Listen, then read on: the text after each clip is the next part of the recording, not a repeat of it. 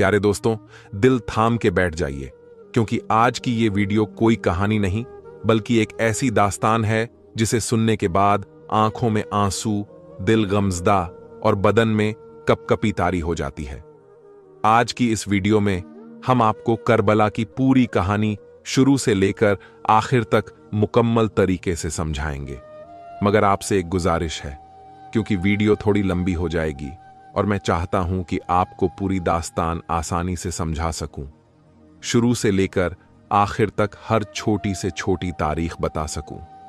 तो दोस्तों, अगर आप एक सच्चे हुसैनी हैं, मेरे हुजूर के खानदान से मोहब्बत करते हैं, तो इस वीडियो को आप आखिर तक जरूर ही देखेंगे, क्योंकि एक सच्चा हुसैनी वीडियो को बीच में छोड़कर नहीं जाएगा।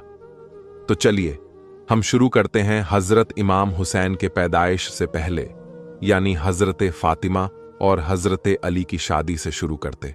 दोस्तों, मेरे प्यारे आका ने अपनी बेटी फातिमा के निकाह के बारे में सोचा। अब्बू बकर सिद्दीक पहुंचे, हुजूर मेरे साथ कर दीजिए। हुजूर ने जवाब नहीं दिया। फारूक आजम पहुंचे, हुजूर मेरे साथ निकाह कर दीजिए। हुजूर ने कोई जवाब नहीं दिया। मेरे नब्बी की खामोशी से दोनों सहाबी समझ गए कि हुजूर क्या चाहते हैं। दोनों सहाबी हजरत अली के पास पहुंचे। अली से कहा, अली, तुम हुजूर की बारगाह में जाकर के अर्ज करो कि फातिमा का निकाह अली के साथ कर दें। हजरत अली ने इतना सुना तो आंखों में आंसू आ गए। कहा, जब मैं 14 दिन का था तब हुजूर ने मुझे गोद में लिया था और हुजूर अलैहिस्सलाम ने कहा था कि जब मेरी मां फातिमा ने पूछा था कि हुजूर इसका क्या करेंगे, हुजूर इतने छोटे बच्चे को आप कैसे पालेंगे, हुजूर फरमाने लगे, इसे पालूंगा, इसे अपनी तरबियत में रखूंगा, मैं इसे अपनी सोहबत में रखूंगा। हजरत अली कहने लगे, मैंने बचपन हुजूर की बारगाह में गुजारा है, जवान भी हुजूर को देखते हुए हुआ हूं। मैं कैसे कह सकता हूं कि हुजूर अपनी बेटी का निकाह मेरे साथ कर दीजिए। लेकिन साहबा इकराम ने ज्यादा इसरार किया तो हजरत अली उनके कहने पर मान गए। जब हजरत अली हुजूर की बारगाह में गए तो हुजूर ने फरमाया, अली किस लिए आए हो? हजरत अली खामोश खड़े हुए हैं। हुजूर ने फरमाया, बताओ किस लिए आए हो? फिर मेरे नबी ने फरमाया, क्या फातिमा के निकाह के ताल्लुक से आए हो? हजरत अली अर्ज करते हुए कहने लगा, हां या रसूल अल्लाह। फिर हुजूर ने फरमाया, अली, मेहर अदा करने के लिए कुछ है? हजरत अली की आंखों में आंसू आ गए। कहां हुजूर, हमारे पास तो कुछ भी नहीं है। हम जब से आए हैं आपकी बारगाह में रह रहे हैं। सारी जमीन मक्के में छोड़ आए हैं, सारी जायदाद मक्के में छोड़ आए हैं, आपकी मोहब्बत में हिजरत करके मदीना आ गए हैं। हुजूर हमारे पास कुछ नहीं है। मेरे प्यारे नब्बी मक्की मदनी आका ने अपनी जेरा उठाई और फरमाया, अली इसे बेच आओ, जो पैसे मिले उसे मेरे पास लेकर आओ। हजरत अली जेरा बेचने के लिए निकले। उस्मान गनी ने वो जेरा 400 कुछ दिरहम में खरीदी और वो जेरा भी दे दी, और हजरत उस्मान गनी ने वो पैसे भी हजरत अली को दे दिए। अब ये जेरा बेच करके हजरत अली रजी अल्लाहु ताला अन्हु हुजूर की बारगाह में आए। हुजूर ने इरशाद फरमाया, अली बेच आए जेरा? हजरत अली ने कहा, हां या रसूल अल्लाह बेच आया। फिर हुजूर सल्लल्लाहु अलैहि वसल्लम फरमाने लगे, जाओ अपनी शादी का इंतजाम करो। हजरत अली अपनी शादी का इंतजाम करते हैं। कुछ दिनों बाद हजरत अली के साथ हजरत फातिमा का निकाह हो गया। हुजूर अलैहिस्सलाम ने फरमाया, बेटी फातिमा, तुम्हारा निकाह मैंने सबसे बेहतर के साथ किया है। हजरत फातिमा जहरा जब अपने बाप के घर से रुखसत हुई तो मेरे नबी ने इरशाद फरमाया, बेटी फातिमा, आज तुम हमारे घर से जा रही हो। कल जब तुम हमसे मैदान महशर में मिलो तो बेटी इस हाल में मिलना कि तेरा अली तुझसे राजी हो, बेटी तेरा अली तुझसे खुश हो। हजरत फातिमा जहरा ने कहा, मेरे बाबा या रसूल अल्लाह, मेरे अली कैसे राजी होंगे? हुजूर ने इरशाद फरमाया, बेटी फातिमा, जब जब अली घर में आए सलाम करने में पहल करना, पहले अली को तुम सलाम करना, तुम्हारे अली राजी रहेंगे, तुम्हारे अली खुश रहेंगे। हजरत फातिमा तो जहरा अपने वालिद के घर से निकले। एक सहाबी है ने अपना मकान हजरत अली को किराए पर दे दिया। कुछ दिन तक वहां पर रहते रहे। हजरत जब सन हिजरी 2 आती है, 2 के बाद में सन हिजरी 3 आई। इमाम हसन पैदा हुए। सन हिजरी 4 आई तो नबी की बारगाह में मेरे आका की चची उम्मुल फजल दौड़ ढकर के आई। या रसूल अल्लाह, चांद सा नवासा पैदा हुआ है। हजरत अली के मकान पर मेरे नबी तशरीफ लाए। इरशाद फरमाया, बेटी फातिमा, मेरा लाडला कहाँ है? हजरत फातिमा ने चादर हटाकर इमाम हुसैन को नबी की गोद में दिया। मेरे नबी ने अपने लाडले को देखा। इमाम हुसैन ने भी आंखें नहीं खोली हैं। नबी ने जब अपने दस्ते मुबारक में लिया, आंखें खोल दी। नबी ने इमाम हुसैन के दाहिने कान में अजान कही, बाएं कान में तकबीर कही। इरशाद फरमाया, बेटा हुसैन, खूब याद कर लो, ये तेरे नाना मुस्तफ़ा की आवाज है। इमाम हुसैन अभी पैदा हुए हैं। नबी फरमा रहे हैं, बेटा हुसैन, खूब याद कर लो, ये तेरे नाना मुस्तफ़ा की आवाज है। अपनी आंखें खोलते हैं, निगाहों से निगाहें मिलती है। निगाहें निगाहों में कहते हैं, ए मेरे नाना, आप फिक्र मत कीजिए। अगर आवाज आपकी है तो कान भी हुसैन के हैं। लोग मस्जिदों में कुरान की तिलावत करते हैं, मीनारों में कुरान की तिलावत करते हैं, मदरसों में कुरान की तिलावत करते हैं, सफर हजर में तस्बीह तहरीर पढ़ते हैं। मगर ए मेरे नाना, अगर वक्त पड़ा तो हुसैन नेजे पे चढ़कर कुरान की तिलावत करेगा। जब तक दुनिया बाकी रहेगी, हुसैन का नाम जिंदा रहेगा। जब तक दुनिया बाकी रहेगी, हुसैन का जिक्र होता रहेगा। जब तक दुनिया बाकी रहेगी, हुसैन का चर्चा होता रहेगा। इसलिए नहीं कि वो नबी का नवासा है, इसलिए नहीं कि वो फातिमा का जिगर का टुकड़ा है, इसलिए नहीं कि वो अली का राज दुलारा है। अगर हुसैन का नाम जिंदा रहेगा तो सिर्फ इसलिए रहेगा कि उस नवासे पर मोहम्मद मुस्तफ़ा को नाज है, उसकी हिम्मत पर अली शेर खुदा को नाज है। वो सजदे औरों ने किए, उनका नया अंदाज है। हुसैन, तूने वो सजदा किया जिस पर खुदा का नाज है। प्यारे दोस्तों, हजरत इमाम हुसैन की उम्र शरीफ बढ़ती रही। इमाम हुसैन की उम्र शरीफ परवान चढ़ती रही।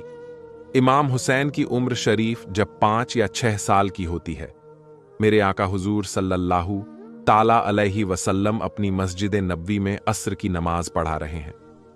हुसैन मदीना शरीफ की गलियों में टहल रहे थे। हुसैन मदीने की गलियों में घूम रहे थे। घूमते घूमते नाना की पुश्ते अनवर पे सवार हो गए।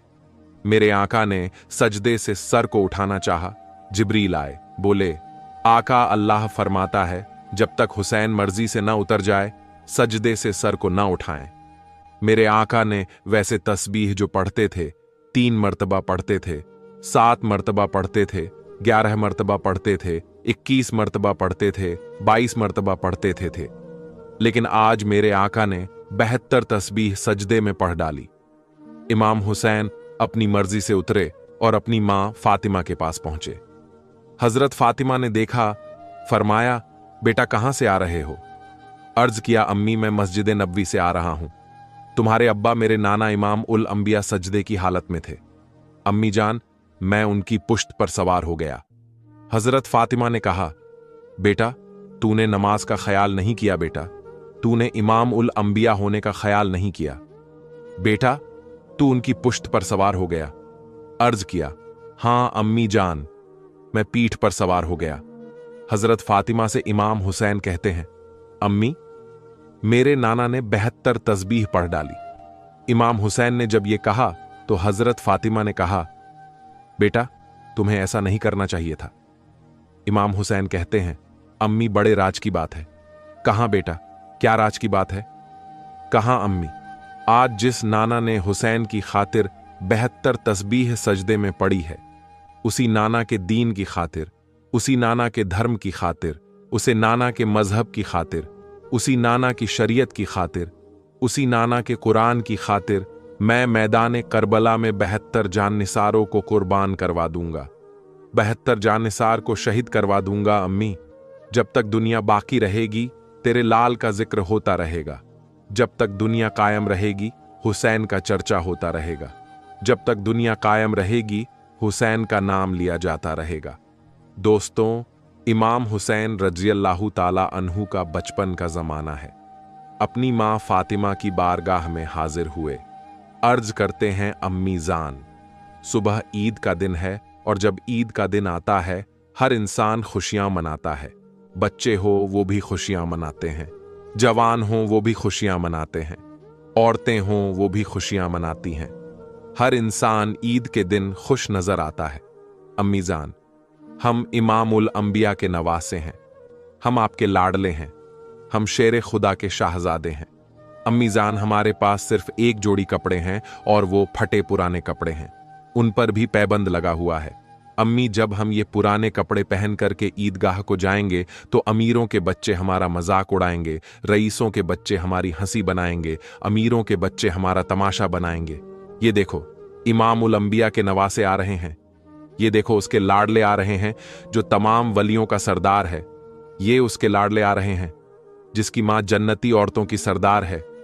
ये उसके नवासे आ रहे हैं जिनके नाना तमाम नबियों के सरदार हैं। अम्मी, हमारा दिल टूट जाएगा। अम्मी, हमें नए कपड़े चाहिए। हजरत फातिमा ने फरमाया, बेटा, सुबह तुम्हें नए कपड़े मिल जाएंगे। दोनों लाडले सो जाते हैं। इमाम ए हसन भी सो जाते हैं, इमाम हुसैन भी सो जाते हैं।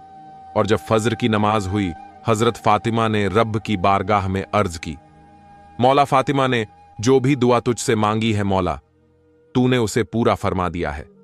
मौला फातिमा ने जो भी तुझसे तलब किया मौला, तूने उसे अता कर दिया है।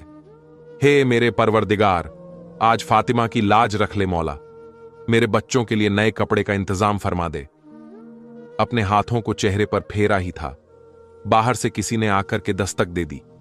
मैं दरवाजा खोलिए। हजरत फातिमा ने फरमाया, कौन है? कहा, मैं अहले बैत का दर्जी हूं, मैं इमाम हसन और हुसैन के लिए कपड़े लेकर के आया हूं। हजरत फातिमा ने पर्दे की आड़ से कपड़े लिए और जब दोनों शहजादों को कपड़े पहनाए, इमाम हसन और हुसैन ने कपड़े पहने बड़े खुश नजर आ रहे थे। खुशी के आसार चेहरे से नमूदार हो रहे थे। इतने में हुजूर तशरीफ लाते हैं।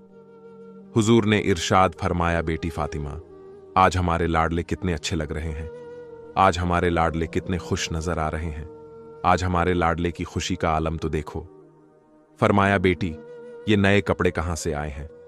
अर्ज किया, हुजूर, आप ही बता दीजिए, कहां से आए हैं? मेरे नब्बी ने इरशाद फरमाया, बेटी फातिमा, वो कपड़े किसी दुनिया से नहीं आए हैं। ये कपड़े कोई दुनियावी कपड़े नहीं हैं, बल्कि ये लिबास तो जन्नती लिबास हैं। ये लिबास तो जन्नत से आया है। बेटी, कपड़े लाने वाला कोई आम इंसान नहीं था। बेटी, तुम्हारे बच्चों के मर्तबे का कोई जवाब नहीं है, तुम्हारे शहजादों की मुकाम का कोई जवाब नहीं है। बेटी, तुम्हारे लाडलों के लिए कपड़े लाने वाले हजरत जिब्राइल अलैहिस्सलाम हैं। ये इमाम हसन की शान है, ये इमाम हसन का मर्तबा है, ये इमाम हुसैन की शान है। दोस्तों, दिन गुजरते गए, दोनों भाई की उम्र शरीफ बढ़ती चली गई और जब सन हिजरी 60 आती है, जब अमीर मुआविया का विसाल हुआ, यजीद तख्त पे बैठा और जब यजीद तख्त पे बैठा तो उसे सबसे बड़ा खतरा जो था वो 4 लोगों की तरफ से था। हजरत अब्दुल्लाह इब्न उमर, हजरत अब्दुल्लाह इब्न जुबैर, हजरत अब्दुर्रहमान इब्न अबू बकर, हजरत इमाम हुसैन। वो जानता था यजीद के सब मेरी बेयत कर लेंगे, लेकिन ये 4 मेरी बेयत नहीं करेंगे। अगर इन 4 ने मेरी बेयत कर ली तो सब ऐसे ही कर लेंगे, बगैर किसी शर्त के। लेकिन जब हजरत अब्दुल्लाह इब्ने उमर ने यह खिलाफतनामे जारी कराई, हजरत अब्दुर्रहमान इब्ने अबू बकर ने, हजरत अब्दुल्लाह इब्ने जुबैर ने मदीना छोड़ दिया, मक्के में आकर के रहने लगे। इमाम हुसैन मदीने की सरजमीन पर हैं। उस वक्त मदीने के जो गवर्नर थे उनका नाम था वलीद इब्ने उतबा। उनके पास यजीद का काफिला पहुंचा। यजीद ने यह खिलाफतनामा जारी कराया है और कहा है कि सख्ती के साथ इमाम हुसैन से मेरी बैत लो। इमाम हुसैन के पास कासिद पहुंचा। इमाम हुसैन फजर की नमाज पढ़ के वजीफा पढ़ा रहे थे। कासिद पहुंचा। इमाम हुसैन ने फरमाया, किस लिए आए हो? कहा, मुझे वलीद ने भेजा है और आपको दरबार में बुलाया है। हजरत, इमाम हुसैन फरमाने लगे, कब बुलाया है? अभी बुलाया है? काशिद ने कहा, नहीं हुजूर, शाम को तशरीफ लाए। इमाम हुसैन शाम को तशरीफ ले गए और जब दरबार में पहुंचे, इमाम हुसैन रजी अल्लाह ताला अन्हु ने देखा कि वालिद के बराबर में मरवान भी बैठा हुआ था। यह मरवान बड़ा कमीना आदमी था। इसके बारे में नबी ने फरमाया, यह मरवान गिरगिट का बच्चा गिरगिट है। दोस्तों, यही मरवान है जो फितने की जड़ था, यही मरवान है जो फसाद की जड़ था, इससे पहले जितने भी जंगे हुई मरवान का हाथ था। हजरत उस्मान गनी की शहादत में मरवान का हाथ था। यह मरवान बड़ा जालिम आदमी था। इमाम हुसैन ने फरमाया, मुझे किस लिए बुलाया है? वलीद ने कहा, यजीद की तरफ से यह खत आया है, इसे आप खुद ही पढ़ लीजिए। इमाम हुसैन ने खत पढ़ा और कहा, इसमें मुझसे बैत का मुतालबा किया गया है। कहा, हां हुजूर, आपकी क्या मर्जी है। वलीद जो थे वो अहले बैत से मोहब्बत करने वाले थे। अहले बैत की अकीदत उनके दिल में थी। कहा, हुजूर आप खुद फैसला कीजिए। इमाम ने फरमाया, यजीद मक्कार है, यजीद शराबी है, यजीद जानी है, और बात रही बेयत की तो मेरा हाथ नबी का हाथ है। मेरी रगों में अली का खून दौड़ रहा है। मैं फातिमा का लाडला हूं। मैं ऐसे किसी के हाथ में अपना हाथ नहीं दूंगा। यह कहकर इमाम हुसैन चलने लगे तो मरवान ने कहा, अरे जाने क्यों दे रहे हो हुसैन को? अब इमाम हुसैन से बैत लो। अगर बेयत नहीं करते हैं तो इनके सर को कलम कर दो। मेरे इमाम ने सुना तो फरमाया, जालिम, तू हमारा सर कलम करने की बात करता है। तुझे हमारी बहादुरी का अंदाजा नहीं है, तुझे हमारी ताकत का अंदाजा नहीं है, तुझे हमारी कुव्वत का अंदाजा नहीं है, तुझे हमारी इज्जत का अंदाजा नहीं है। अरे बहादुर ने हमारे घर से जन्म लिया है, ताकत ने हमारे घर से जन्म लिया है। अरे तूने हमारी ताकत को अभी देखा नहीं है। इमाम हुसैन रजी अल्लाहु अन्हु वहां से निकले, अपने घर पे तशरीफ लाते हैं। रात का आलम था। फरमाया, बेटा अली अकबर इधर आ जाओ, बेटा कासिम इधर आ जाओ, बहन जैनब तुम भी आ जाओ, मेरे भाई अब्बास तुम भी आ जाओ, मेरा बेटा अली अकबर तुम भी आ जाओ, मेरे बेटे अली असगर को भी साथ में ले लो, मेरी बीवी शहर बनो तुम भी आ जाओ, उम्मे लैला तुम भी आ जाओ, उम्मे रुबाब तुम भी आ जाओ। मेरे इमाम ने छोटे छोटे का अपने छोटे से काफिले को अपने छोटे से काफिले को लिया और नाना के रौजे पे हाजिरी देने के लिए चले। ये रात बड़ी ही अजीब रात थी। ये रात बहुत सारे गमों को अपने दामन में समेटे हुए थी। इमाम हुसैन से हजरत जैनब ने कहा, भाई क्या इरादा है? इमाम आंखों में आंसू लिए कहने लगे, बहन मदीना छोड़ने का वक्त आ गया है, मदीना हमसे छूट रहा है। इमाम हुसैन ने जब इतना कहा, हजरत जैनब ने चादर को ओढ़ा, अपने छोटे छोटे बच्चों को उठाया। चलो बेटा, नाना के रोजे पे चलते हैं। हजरत जैनब चल रही थी। रास्ते में हजरत जैनब को अपनी मां की वो बात याद आ गई कि जब मेरे आका का इस दुनिया में जाहिरी से विसाल हुआ था। हजरत फातिमा ने हजरत अली से कहा था, अली मुझे तुम मेरे बाबा के रोजे पे ले चलो। अली आधी रात में नब्बी के रोजे पे हजरत फातिमा को लेकर के चल रहे हैं। साथ में हजरत जैनब भी चल रही हैं। साथ में इमाम हसन और हुसैन भी चल रहे हैं। बचपने का आलम था हजरत जैनब से। हजरत फातिमा ने फरमाया था, बेटी जैनब आज तू मेरे साथ जा रही है, आज तेरे साथ तेरा भाई हसन है, आज तेरे साथ तेरी मां है। मेरी बेटी कल जब तू नाना के रोजे पे आएगी तो उस वक्त तेरे साथ तेरे बेटे ओनो मोहम्मद होंगे। बेटी तुझे मदीना छोड़ना पड़ेगा। हजरत जैनब नाना के रोजे पे हाजिर हो रहे हैं। इमाम हुसैन मदीने की सरजमीन पे हैं, अपने नाना के रोजे पे हाजिरी देते हैं। नाना की बारगाह में अर्ज करते हैं, नाना आपका वही लाडला आया है जिसे आप सीने से लगाते थे। नाना आपका वही लाडला आया है जिसे आप कलेजे से लगाते थे। नाना आपका वही हुसैन आया है जिसे आप अपने कांधे पर बिठाया करते थे। नाना आपका वही हुसैन आया है जिसे आप सूंघा करते थे। आपका वही हुसैन आया है जिसे आप चूमा करते थे। आपका वही हुसैन आया है जिसके बारे में आपने फरमाया, हुसैन जन्नती नौजवानों का सरदार है। आपका वही हुसैन आया है जिसके बारे में आपने फरमाया है कि हुसैन मेरा फूल है जो अल्लाह ने मुझे दुनिया में अता किया है। मेरा हुसैन सैयद है। मेरे प्यारे दोस्तों में जब ये वाकया बना रहा था, एडिटिंग कर रहा था, कसम खुदा की आंसुओं से मोबाइल की स्क्रीन तरबतर हो गई थी। मेरे हाथ कांप रहे थे। मेरे दोस्तों जरा सोचिए क्या बीती होगी मेरे इमाम के दिल पर। मेरे आका हुसैन कहते हैं, नाना आपका वही लाडला हुसैन आया है जिसे आप चूमा करते थे। नाना अपने लाडले का आखिरी सलाम कबूल कर लो। नाना आपका नवासा बहुत दूर जा रहा है। नाना आपका नवासा मदीना छोड़कर जा रहा है। इमाम हुसैन ने अपने नाना के रोजे पे हाजिरी देने के बाद में अपनी मां फातिमा के मजार पे हाजिर हुए। अर्ज करते हैं, अम्मी जान आपका बहुत लाडला हुसैन आया है जिसे बुखार आता था तो तुम मन्नत के रोजे रखा करती थी, जिससे तकलीफ होती थी तो तुम तड़प जाया करते थे। अपने लाडले का आखिरी सलाम कबूल कर लो। अपने भाई हसन की मजार पे हाजिर हुए। अर्ज करते हैं मेरे भाई, आपका वही भाई आया है जिसे आपने कभी अपनी नजरों से दूर नहीं किया। आपका वही भाई हुसैन आया है जिसे आप अपने सीने से लगाते थे। आपका वही भाई हुसैन आया है जिसे आप अपने कलेजे से लगाते थे। मेरे भाई, मैं आपसे बहुत दूर जा रहा हूं। मेरे भाई, अपने भाई का आखिरी सलाम कबूल कर लो। इमाम हुसैन ये कहकर के मदीने से बाहर निकल रहे हैं। इमाम हुसैन मदीने से बाहर कदम रख रहे थे। अभी तक बीमार सुगरा को यह पता था कि मेरे बाबा मुझे साथ लेकर के चलेंगे।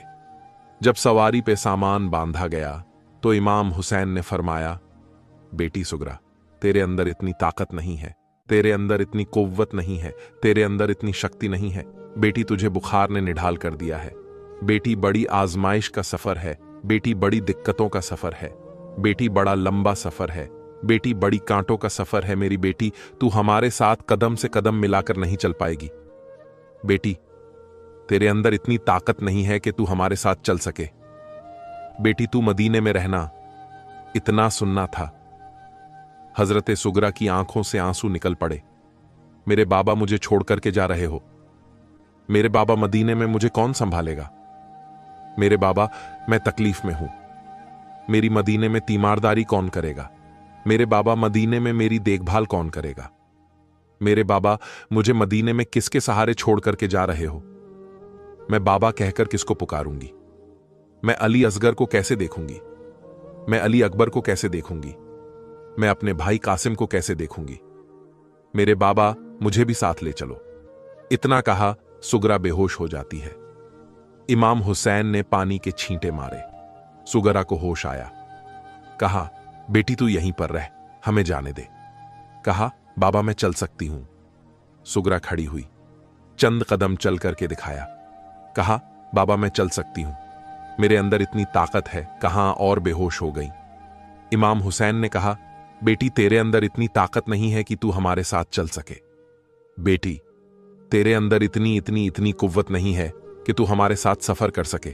कहां बेटी, तू यहीं पर रहे। कहां बेटा? अली अकबर, अपनी बहन को समझाओ।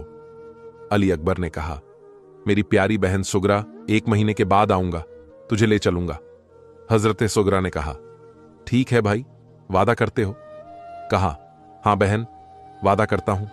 हजरत अली अकबर ने जब यह कहा तो छोटे से काफिले को चलने का हुक्म दिया। अब यह छोटा सा काफिला जैसे ही मदीने के बाहर निकालने वाला था, हजरत सुगरा ने कहा, मेरे बाबा, एक बार मेरे भाई अली असगर को दिखा दो। एक बार मेरे भाई अली अकबर को दिखा दो। मैं अपने भाई को देखना चाहती हूं। मैं अपने भाई अली असगर की बलाएं लेना चाहती हूं। मैं अपने भाई अली अकबर के गले से लगा चाहती हूं। मेरे भाई का चेहरा मुझे दिखा दीजिए। हजरत सुगरा अपने भाइयों के चेहरे को देख रही हैं। उसे क्या पता था कि यह चेहरा आज के बाद देखने को नहीं मिलेगा। हजरत सुगरा की आंखों से आंसू निकल रहे हैं। मदीने की औरतें रो रही हैं। मदीने के बच्चे रो रहे हैं। मदीने के जवान रो रहे हैं। मदीने के बूढ़े ये देख करके रो रहे हैं। औरतों ने हजरत ज़ैनब का रास्ता रोक लिया। आप मदीने की जान हैं। आप मदीने को सूना करके मत जाइए। मदीने की सरजमीन को छोड़ करके मत जाइए। मदीने की सरजमीन पर जब आपको देखते हैं तो मुस्तफ़ा की याद ताज़ा हो जाती है। आप मदीने को मत छोड़िए। हजरत ज़ैनब ने कहा, हमें मदीना छोड़ना पड़ेगा। इमाम हुसैन ने कहा, मदीने को छोड़कर मत जाइए। ओनो मोहम्मद से बच्चों ने कहा, मदीने को छोड़कर मत जाइए। मगर दोस्तों, इमाम हुसैन ने पक्का इरादा कर लिया था। इमाम हुसैन ने पुख्ता इरादा कर लिया था। हुसैन ने कहा, सवारी को आगे बढ़ाया जाए। जब सवारी चलने लगे तो हुसैन ने मुड़ मुड़कर मदीने की तरफ देख रहे थे। हुसैन मुड़ मुड़कर मदीने की सरजमीन की तरफ निगाह कर रहे थे। हजरत ज़ैनब ने कहा, मेरे भाई क्या देख रहे हैं? इमाम हुसैन फरमाते हैं, मेरी प्यारी बहन ज़ैनब, जिसे दुनिया में कहीं चैन नहीं मिलता है, जिसे दुनिया में कहीं सुकून नहीं मिलता है, जिसे दुनिया में कहीं अमन नहीं मिलता है, जिसे दुनिया में कहीं अमन नहीं मिलता है, जिसे दुनिया में कहीं राहत नहीं मिलती है, उसे चैन हमारे नाना के मदीने में मिलता है। उसे राहत हमारे नाना की मदीना में मिलती है, उसे सुकून हमारे नाना के मदीने में मिलता है। आज वहीं मदीना हुसैन से छूट रहा है, वह मदीना जहां पर हुसैन पैदा हुए, मदीना जहां हुसैन ने बचपन गुजारा, वो मदीना जहां हुसैन जवान हुए, वो मदीना जहां हुसैन माजी बुढ़ापे की मंजिल को जब पहुंचने वाले थे तो हुसैन वही मदीना छोड़ करके आ रहे हैं। मदीना हुसैन से छूट रहा है जिसके बारे में आला हजरत ने कहा है, मदीने के खित्ते खुदा तुझको रखे गरीबों फकीरों के ठहराने वाले मदीना। मदीने के बारे में हुजूर ने फरमाया है, जिसको हो सके मदीने में मेरे तो वो मदीने ही में मरे, क्योंकि मदीने में मरेगा मैं उसकी शफात करूंगा। वो मदीना हुसैन से छूट रहा है। हुसैन मदीने को मुड़ मुड़ कर देख रहे हैं, आंखों से आंसू बरस रहे हैं। मक्के की सरजमीन पर हुसैन पहुंचे हैं। इधर कूफा वालों को पता चला कि इमाम हुसैन ने यजीद की बेयत नहीं की है। हुसैन यजीद की बेयत से खुश नहीं है, तो कूफा वालों ने खत लिखना शुरू कर दिए। एक खत भेजा, 2 खत भेजे, 3 खत भेजे, 4 खत भेजे, 10 खत भेजे, 20, 30, 40, 50, 100, 150 खत इमाम हुसैन के पास लगातार आते रहे। जब एक खत इमाम हुसैन के पास आए और ऐसी बातें खत में लिखी हुई थीं कि यजीद ने खत में लिखा था, हुसैन हमारा कोई अमीर नहीं है, हुसैन हमारा कोई रहनुमा नहीं है, हुसैन हमारा कोई रहबर नहीं है, हुसैन हमें कोई रास्ता दिखाने वाला नहीं है, हुसैन हम तुम्हारे वालिद अली के साथ थे, अब हम तुम्हारे हाथों पे बेयत करना चाहते हैं। हुसैन तुम कूफे आ जाओ, हम तुम्हारा साथ देंगे, हम तुम्हारे कदम से कदम मिलाकर चलेंगे, हम इस्लाम की तबलीग में आपका साथ देंगे। ऐसी बातें लिखी हुई थीं।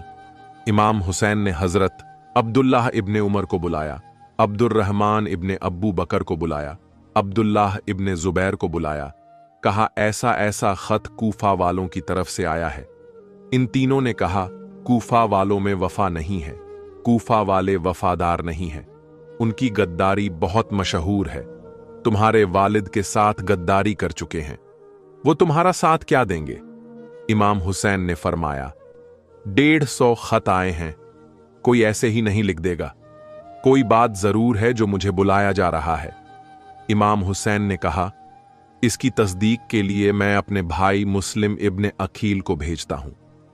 मुस्लिम इब्ने अकील और उनके दोनों बच्चे जब कूफा की सरजमीन पर पहुंचे तो कूफा वालों ने बड़ी मोहब्बत से उनका इस्तकबाल किया, बड़ी खातिर और मदामत की और बड़ी इज्जत और इनकिसारी से इमाम मुस्लिम के साथ पेश आए।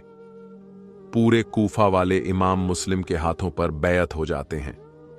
इमाम मुस्लिम ने जब उनका ये हाल देखा तो अपने भाई हुसैन को खत में लिख दिया, भाई यहां का माहौल बहुत अच्छा है, भाई यहां का माहौल बड़ा साजगार है, भाई जितनी जल्दी हो सके आप कूफा आ जाइए।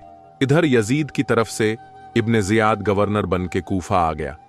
उस वक्त ये इब्ने जियाद बसेरे में था, लेकिन जो कूफा के गवर्नर थे उनका नाम था नोमान इब्ने बसीर। ये बड़े नेक इंसान थे, अहले बैत से मोहब्बत करने वाले थे, लेकिन यजीद ने इब्ने जियाद को गवर्नर बना करके कूफा की सरजमीन का भेज दिया। बसरा और कूफा दोनों इब्ने जियाद के कब्जे में आ गए। इब्ने जियाद रात के अंधेरे में चेहरे पर नकाब डाल के आया। इमाम हुसैन को खत तो पहले ही पहुंच चुका था। लोग इमाम हुसैन का बेसब्री से इंतजार कर रहे थे। लोग बड़ी शिद्दत के साथ इमाम हुसैन का इंतजार कर रहे थे। रोजाना सुबह को बाहर जाते थे। कूफे के इमाम हुसैन तशरीफ लाएंगे और जब शाम होती थी तो अपने अपने घर चले जाते थे। इब्ने जियाद रात के अंधेरे में आया, चेहरे पर नकाब डालकर आया। लोगों ने समझा शायद इमाम हुसैन आ गए हैं। लोगों ने नारे लगाए, इस्तकबाल किया। इब्ने जियाद सीधा दारुल हुकूमत के अंदर गया, लेकिन लोग समझ तो रहे थे कि इमाम हुसैन आते तो अपने चेहरे पर नकाब डालकर क्यों आते। ये नकाब डाल के कौन आया है? ये बड़ा मक्कार आदमी था। अब इस जालिम ने जैसे तख्त पर बैठा ऐलान कर दिया, पूरे कूफा वालों को बुलाओ। सब कूफे वाले हाजिर हुए। इस जालिम ने सबसे कहा, अगर किसी को अपने बच्चे यतीम करना है, अगर किसी को अपनी बीवी बेवा करना है, अगर किसी के कंधे पे सर भारी लग रहा हो तो वो हुसैन के भाई की बेयत करे, वरना बच्चे यतीम हो जाएंगे, बीवी बेवा हो जाएगी। तुम्हें पता नहीं है, यजीद की हुकूमत चल रही है और मैं यहां का हाकिम बन के आया हूं। इसकी झल्लाद बहुत मशहूर थी। ये कमीना जरा जरा सी बात पे गर्दन उड़ा देता था। कूफा वाले डर गए। इमाम मुस्लिम मगरिब की नमाज पढ़ने के लिए खड़े हुए। पूरी मस्जिद नमाजियों से भरी हुई थी और जब इमाम मुस्लिम ने सलाम फेरा तो पीछे एक भी नजर नहीं आ रहा था। इमाम मुस्लिम को अपना खौफ नहीं था। इमाम मुस्लिम को अपनी जान की परवाह नहीं थे। इमाम मुस्लिम को खौफ था तो सिर्फ यह था, मैंने इमाम हुसैन को खत लिख दिया है। मेरे भाई कूफा आने वाले होंगे। इमाम मुस्लिम चंद दिन कूफा में रहे, उसके बाद में इमाम मुस्लिम को शहीद कर दिया जाता है। इमाम मुस्लिम के दोनों बच्चों को शहीद कर दिया जाता है। इमाम मुस्लिम की शहादत की खबर इमाम पाक के पास पहुंची, लेकिन इमाम हुसैन वहां से रवाना हो चुके थे। इमाम मुस्लिम इधर शहीद हुए, उधर इमाम हुसैन वहां से रवाना हो गए। मेरे इमाम एक मकाम पर आए जहां इमाम हुसैन की सवारी रुक गई, आगे नहीं बढ़ रही थी। मेरे इमाम पूछने लगे, बेटा अली अकबर, ये कौन सी जगह है? कहां बाबा? इसे नैनवा कहते हैं। मेरे इमाम कहने लगे, बेटा क्या इस जगह का कोई दूसरा नाम भी है? हजरत अली अकबर कहने लगे, हां बाबा, इसे करबला भी कहते हैं। मेरे इमाम ने फरमाया, बस यही सवारी रोक दो, यहीं पर अपने अपने खेमे लगा लो, और यही वो सरजमीन है जिसके बारे में मेरे नाना ने फरमाया है। यही वो सरजमीन है जिसके बारे में मेरे बाबा अली ने फरमाया था, मेरा बेटा हुसैन यहां शहीद होगा। इब्ने जियाद ने एक लश्कर हूर की कमांडरी में भेज दिया। कहा, हुसैन जहां मिले गिरफ्तार करके लाओ, हुसैन जहां मिले वहीं पर रोक दिया जाए। इमाम हुसैन के पास हूर आए। आने के बाद में हजरत इमाम हुसैन से बातें की। इमाम हुसैन ने फरमाया, मेरी चंद शर्तें हैं। पहली शर्त तो यह है कि मुझे यजीद के पास ले चलो। जो फैसला होगा मैं उससे बात कर लूंगा, आमने सामने बात हो जाएगी। इमाम ने हूर से कहा, दूसरी बात यह है कि मुझे यहां जंगल में क्यों रोका है? उन्होंने कहा कि ऐसा ही हुक्म दिया है इब्ने जियाद ने। प्यारे दोस्तों, 2 मुहर्रम को इमाम हुसैन मैदाने करबला में पहुंचे। 7 मुहर्रम मंगल के दिन इमाम हुसैन पर पानी बंद किया गया। 7 मुहर्रम तक ऐसे ही बातें चलती रहीं, जब इब्ने जियाद ने देखा कि कोई जवाब हुर की तरफ से नहीं आया है। हुसैन आए हैं तो कहां है और कहां रोका गया? हूर ने अभी तक कोई जवाब क्यों नहीं दिया है? इमाम हुसैन कहां हैं, इस बारे में कोई जवाब इब्ने जियाद को नहीं मिला तो उसने दूसरा लश्कर अमर इब्ने साद की कमांडरी में भेज दिया। कहां जाकर सिर्फ 2 बातों में फैसला करना, या तो यजीद बेयत करें या जंग करने के लिए तैयार हो जाएं। अब अमर इब्ने साद दूसरा लश्कर लेके आया। कहां? ए हूर, कैसे नरमी से बात कर रहे हो? अरे हुसैन से कहो कि बस 2 बातों में फैसला, या तो जंग करें या बैत करने के लिए तैयार हो जाए। मेरे इमाम हुसैन के पास जब यह खबर पहुंची, इमाम हुसैन ने फरमाया, ए जालिमो, अगर हुसैन यजीद की बेयत करता तो मदीने जैसी फिजा को छोड़कर नहीं आता। अगर हुसैन यजीद की बेयत करता तो मक्के जैसे अमन वाले शहर को छोड़कर नहीं आता। अरे हुसैन यजीद की बैत नहीं करेगा। हुसैन अपना सर तो दे सकता है, लेकिन फांसी को फाजिल के हाथ में अपना हाथ नहीं दे सकता। ऐसे ही दिन गुजरते चले गए। 9वीं मुहर्रम आई। जब आशूरा की रात आई तो अमर इब्ने साद ने कहा, हुसैन जल्दी फैसला करके बताओ। इमाम हुसैन ने फरमाया कि मुझे आज की रात की मोहलत दो, मैं आज की रात अपने रब की इबादत करना चाहता हूं। इमाम हुसैन ने फरमाया, अपने घर वालों से आज की रात को 2 हिस्सों में तकसीम करो। आधी रात तक कुरान की तिलावत करो, आधी रात नमाज पढ़ो। इमाम हुसैन ने आधी रात तक नमाज पढ़ी, आधी रात कुरान की तिलावत की। इमाम हुसैन कुरान की तिलावत कर रहे थे। सकीना आ गई। कहा, बाबा क्या पढ़ रहे हैं? फरमाया, बेटी मैं कुरान शरीफ पढ़ रहा हूं। कहा, बाबा मुझे भी पढ़ाइए। इमाम हुसैन ने कहा, पढ़ो बेटी। सकीना ने बड़े अच्छे अंदाज में पढ़ा। मेरे इमाम की आंखों से आंसू निकले। कहा, बाबा आप रो क्यों रहे हैं? कहा, बेटी रो इसलिए रहा हूं, कुरान शुरू तो कर दिया है, पता नहीं खत्म कर पाऊंगा कि नहीं। इसी तरह रात गुजरी। जब सुबह का वक्त होता है, फजर की नमाज के बाद मेरे इमाम ने हजरत अली अकबर से कहा, बेटा अली अकबर जाओ, जरा मैदाने करबला का मुआयना करके आओ। मैदाने करबला का मुआयना करने के लिए हजरत अली अकबर को भेजा। अली अकबर मैदान ए करबला को देखने के लिए जब गए तो देखा कि एक खातून अपने चेहरे पर नकाब डाले हुए हैं।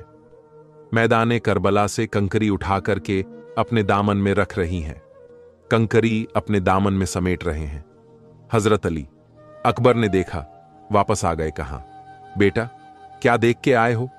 कहा, बाबा मैं देख के आया हूं, वहां मैंने मैदाने करबला में खातून को देखा है जो मैदाने करबला से कंकरी उठा करके अपने दामन में रख रही थी। कहा, बेटा वो कंकरी उठाने वाली कोई और औरत नहीं थी, बल्कि वो तुम्हारी दादी मेरी मां फातिमा थी। वो जानती थी कि मेरा बेटा हुसैन यहां गिरेगा। वो जानती थी कि मेरे बेटे हुसैन के जिस्म में कोई कंकर ना चुभ जाए, इसलिए वो कंकर उठाकर अपने दामन में रख रही थी।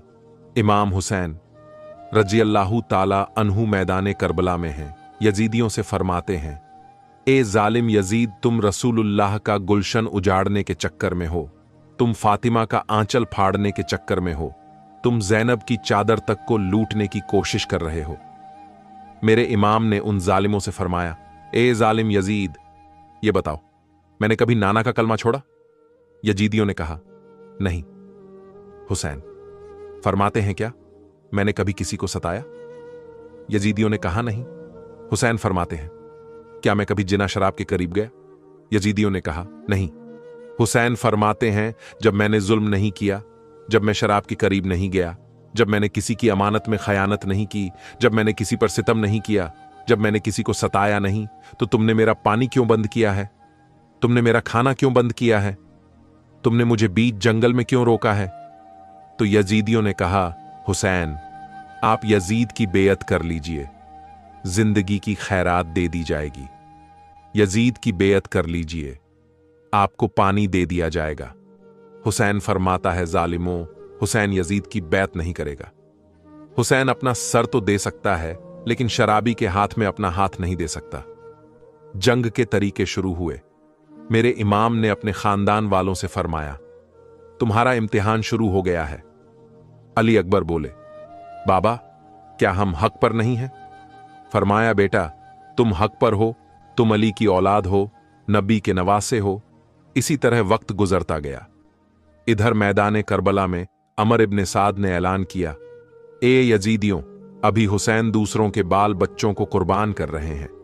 हुसैन गुलाम को कुर्बान करवा रहे हैं, हुसैन दोस्तों को कुर्बान करवा रहे हैं, इसलिए यजीद की बेयत नहीं कर रहे हैं। लेकिन जब हुसैन के बच्चे मैदाने करबला में शहीद होंगे, तब हुसैन बैत करने पर मजबूर होंगे। बाप को औलाद का दर्द बहुत होता है। जब उनके बच्चे मैदाने करबला में शहीद होंगे, तब हुसैन यजीद की बेयत करेंगे। इतने में इमाम हुसैन के बेटे अली अकबर अपने बाबा के निगाहों के सामने खड़ा है। अर्ज करता है, मेरे बाबा यजीदियों का ताना बर्दाश्त नहीं होता है। मेरे बाबा, मुझे मैदाने करबला में जाने की इजाजत दीजिए। इमाम हुसैन फरमाते हैं, बेटा अली अकबर तुम्हें देख लेता हूं तो नाना मुस्तफा की सूरत निगाहों के सामने आ जाती है। मैं इस मुकद्दस निशानी को दूर नहीं होने देना चाहता। मेरे लाल, जाओ और अपने खेमे में जाकर के आराम करो। अली अकबर कहते हैं, बाबा देखिए, असगर सूखी हुई जबान निकाल करके दिखा रहा है। सकीना बेहोश पड़ी हुई है, पानी की सदाएं लगाते लगाते बेहोश हो गई हैं। इतने में सकीना को होश आ गया। सकीना ने कहा, चाचा अब्बास, आप मेरी खबर लीजिए। आप मुझे बचपन में झूला झुलाया करते थे। मुझे तकलीफ होती थी तो आप तड़प जाया करते थे। मेरे चाचा प्यास की शिद्दत ने मुझे निढाल कर दिया है। मेरे चाचा प्यास की शिद्दत ने मुझे बेचैन कर दिया है। मेरे चाचा प्यास ने मुझे बेकरार कर दिया है। मेरे चाचा, मुझे पानी के चंद कतरे ला दीजिए ताकि प्यासी भतीजे की रूह को करार आ जाए। हजरत अब्बास ने जब यह आहट सुनी, सकीना की सिसकती हुई आवाज सुनी, तो अपना मस्किजा उठाया, घोड़े की तरफ बढ़ने लगे। इमाम हुसैन ने रास्ता रोका। भाई तुम कहां जा रहे हो? हजरत अब्बास कहने लगे, भाई मैदाने करबला में जा रहा हूं। इमाम हुसैन ने कहा, मेरे भाई तुम खूब जानते हो, मेरे लश्कर के सिपह सालार तुम ही हो। मेरे लश्कर की देखभाल करने वाले तुम ही हो। मेरे लश्कर की हिफाजत करने वाले तुम ही हो। मेरे खेमे में जो लोग हैं उनकी हिफाजत करने वाले तुम ही हो। मेरे भाई, तुम मेरे लश्कर के सिपहसालार हो। मेरे भाई, तुम मेरी कमर हो। मेरे भाई, तुम मैदान करबला में ना जाओ। हजरत अब्बास कहते हैं, मेरे भाई, मैं अली का लाडला हूं, मैं अली का शेर हूं। इन यजीदियों को अली की ताकत का अंदाजा नहीं है। इन यजीदियों को अली की बहादुरी का अंदाजा नहीं है। मैं अभी पानी लेकर के आता हूं। हजरत अब्बास घोड़ा दौड़ा करके नहरे फुरात पे पहुंचे, पानी मस्किजा में भरा, और जब अपने चुल्लू में पानी लिया, पानी पीने वाले थे, सकीना की सूरत निगाहों के सामने आ गई। पानी वहीं पर डाल दिया। अपनी सवारी को इशारा किया पानी पीने के लिए, घोड़े ने भी मना कर दिया। अल्लाह अल्लाह, जिसका आका प्यासा हो उसकी सवारी पानी कैसे पी सकती है। इमाम हुसैन रज्जी अल्लाहु ताला अन्हु के भाई ने मस्किजा से उठाया और अपने खेमे की तरफ दौड़ते हुए आ रहे हैं। शिमर ने ऐलान कर दिया, अगर एक कतरा भी हुसैन के खेमे में पानी पहुंच गया तो समझ लो यह यजीदियों में कोई जिंदा नहीं बचेगा। ये 3 दिन के भूखे प्यासे हैं, तो हम में इतनी ताकत नहीं है कि अकेले अकेले इनसे मुकाबला कर सके। ये लोग चारों तरफ से हुसैन के भाई को घेर लो। चारों तरफ से हजरत अब्बास को घेर लिया गया। तलवारें चल रही हैं। एक हाथ से मस्किजा पकड़े हैं, एक हाथ से तलवार चला रहे हैं। जब पीछे से दुश्मन ने तलवार मारी, मेरे इमाम के दाहिना बाजू एक दुश्मन की तलवार से कट गया। अब पानी के मस्किजे को बाएं हाथ में संभाल लिया। बायां बाजू भी दुश्मन की तलवार से कट गया तो पानी के मस्किजे को अपने दांतों से दबा लिया। मेरे अब्बास का नजर उस खेमे पे जहां सकीना पानी की सदाएं दे रही थी। सकीना कह रही थी, वो देखो मेरे चाचा पानी लेकर के आ रहे हैं। अब खेमे में कोई प्यासा नहीं रहेगा। अब खेमे में कोई प्यास की शिद्दत से नहीं तड़पेगा। अब खेमे में कोई बेचैन नहीं होगा। अब खेमे में कोई बेकरार नहीं होगा। अब सबको मेरे चाचा पानी पिलाएंगे। सबको मेरे चाचा पानी से सैराब करेंगे। मेरे चाचा पानी लेकर के आ रहे हैं। इमाम हुसैन ने जब अब्बास को डगमगाता हुआ देखा तो इमाम हुसैन अपने भाई को हसरत भरी निगाह से देख रहे थे। हजरत अब्बास घोड़ा दौड़ते हुए आ रहे थे, खेमे के करीब पहुंचने वाले थे। शिमर ने ऐलान कर दिया, तीरों की बारिश कर दी जाए। चारों तरफ से तीर आने शुरू हो गए। हजरत अब्बास के मस्किजे में तीर चुभे और सारा पानी जमीन में जज्ब हो गया। हजरत अब्बास घोड़े से नीचे तशरीफ ले आते हैं। यजीदी फौज आवाज लगाते हैं, आपका भाई दुनिया से जा रहा है। इतना सुनना था। तारीख बताती है हुसैन के जिस्म में कपकपी तारी हो गई थे। हुसैन के खेमे के सुतून हिलने लगे थे। हुसैन घोड़ा दौड़ा करके मैदान करबला में आए, अपने भाई पर नजर डालते हैं तो कहते हैं, मेरे भाई तेरे जाने से हुसैन की कमर टूट गई। मेरे भाई तेरे बाद मेरे लश्कर का सिपहसालार कौन होगा? मेरे भाई तेरे बाद मेरे लश्कर की देखभाल कौन करेगा? मेरे भाई तेरे बाद मेरे लश्कर की हिफाजत कौन करेगा? मेरे भाई तेरे बाद मेरे इन खवातीन को मदीना कौन पहुंचाएगा? मेरे भाई तेरे जाने से हुसैन की कमर टूट गई है। हजरत अब्बास को अपने हाथों पे इमाम हुसैन ने ले लिया है। लग रहा था पूरी जिंदगी की ताकत हुसैन ने इकट्ठा कर ली हो। हजरत अब्बास की चंद सांसें बाकी हैं। अर्ज करते हैं, मेरे भाई मेरी एक बात सुन लीजिए, मैं कुछ कहना चाहता हूं। मेरे इमाम आंखों में समंदर लिए कहने लगे, भाई बताओ क्या कहना चाहते हो? हजरत अब्बास ने कहा, मेरे भाई मेरी बच्ची सकीना से कहना वो मेरी गलती माफ कर दे। उसका चाचा उसके काम ना आ सका। हजरत इमाम हुसैन ने अपने भाई उठाकर खेमे में ले आया और सकीना से कहने लगी, बेटी तेरे चाचा आया है। जो हाथ लेके गया था वो हाथ छोड़ के आया है। मेरी बेटी सकीना, तेरे चाचा ने हाथ यजीद के हाथ में नहीं छोड़े हैं बल्कि शहादत के हाथ में छोड़े हैं। मेरी बेटी सकीना, देख तेरा चाचा आया है। हजरत सकीना की छोटी सी उम्र है। हजरत अब्बास के सिरहाने आकर के बैठी है। थोड़ी देर सर हिलाती है, थोड़ी देर गर्दन हिलाती है, उसके बाद आंखों में समंदर ली कहती हैं, चाचा आप इतना नाराज हो गए? चाचा आप इतना खफा हो गए? चाचा मुझसे गलती हुई थी जो मैंने आपको पानी लेने के लिए भेजा। इधर अली अकबर इमाम से कहने लगे, बाबा मुझे जाने की इजाजत क्यों नहीं मिल रही है? इमाम हुसैन ने फरमाया, बेटा मेरा तुझे इजाजत देने का हक मुझे नहीं है। तेरी फूफी जैनब ने तुझे पाला है। जा अपनी फूफी जैनब से इजाजत ले। हजरत जैनब के पास हजरत अली अकबर आए। हजरत जैनब ने कहा, अली अकबर, मुझे अपने भाई से बात कर लेने दो। हजरत जैनब इमाम हुसैन के पास आई। हजरत इमाम हुसैन को देख रही हैं। हजरत इमाम हुसैन के चेहरे को ताक रहे हैं।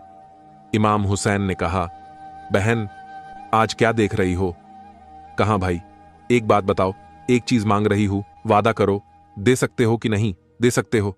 हुसैन ने फरमाया, हां बहन, दे सकता हूं। मांग, क्या मांगना चाहती है? चल बहन, तूने आज सवाल किया है तो मांग। लेकिन मेरी बहन, काश तूने मदीने में मांगा होता, काश तूने मक्के में मांगा होता तो हुसैन जिंदगी की खैरात तेरे कदमों पर लुटा देता।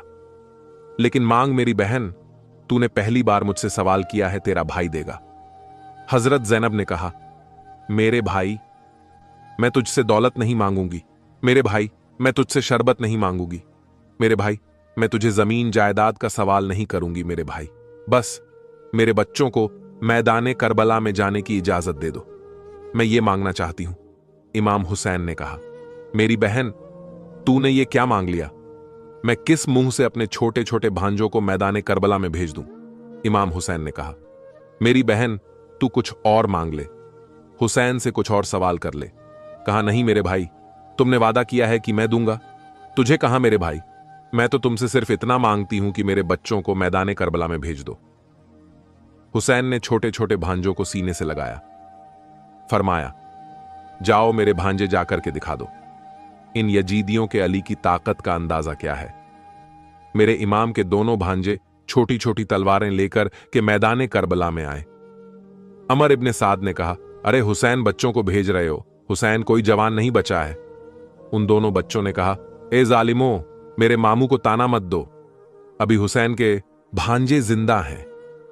हुसैन के भांजे के बचपने को मत देखो, हुसैन के भांजे की कमसिनी के मत देखो। ए जालिम यजीदियों, तुम काटते काटते थक जाओगे, मगर अली की अल इस्लाम की अजमत पर काटते काटते भी नहीं थकेंगे। जंग चलती रही। अब इमाम हुसैन के भांजे भी शहीद हो गए।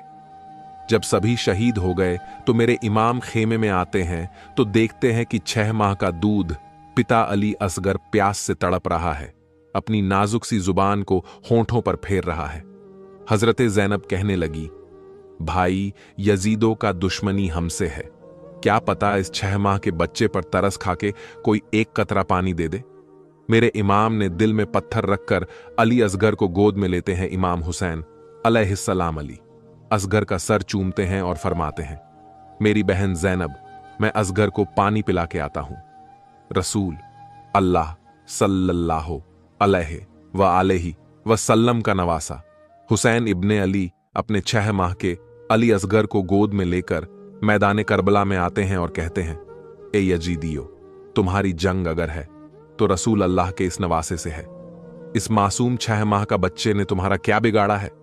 ए लोगो, 3 दिन से इस 6 माह के बच्चे ने पानी नहीं पिया, प्यास की वजह से इसकी मां का दूध खुश्क हो गया है। लोगो, इस बच्चे को पानी पिलाओ। फौजे यजीद में से आवाज आई, हुसैन, पानी तुम पीना चाहते हो और नाम बच्चे का लेते हो, अगर ये बच्चा खुद मांगेगा तो हम उसे पानी पिलाएंगे। इमाम हुसैन अलैहिस्सलाम ने अली असगर को बुलंद किया और फरमाने लगे, असगर मांग, अपनी नाना की उम्मत से पानी मांग। इमाम हुसैन अलैहिस्सलाम का यह कहना था।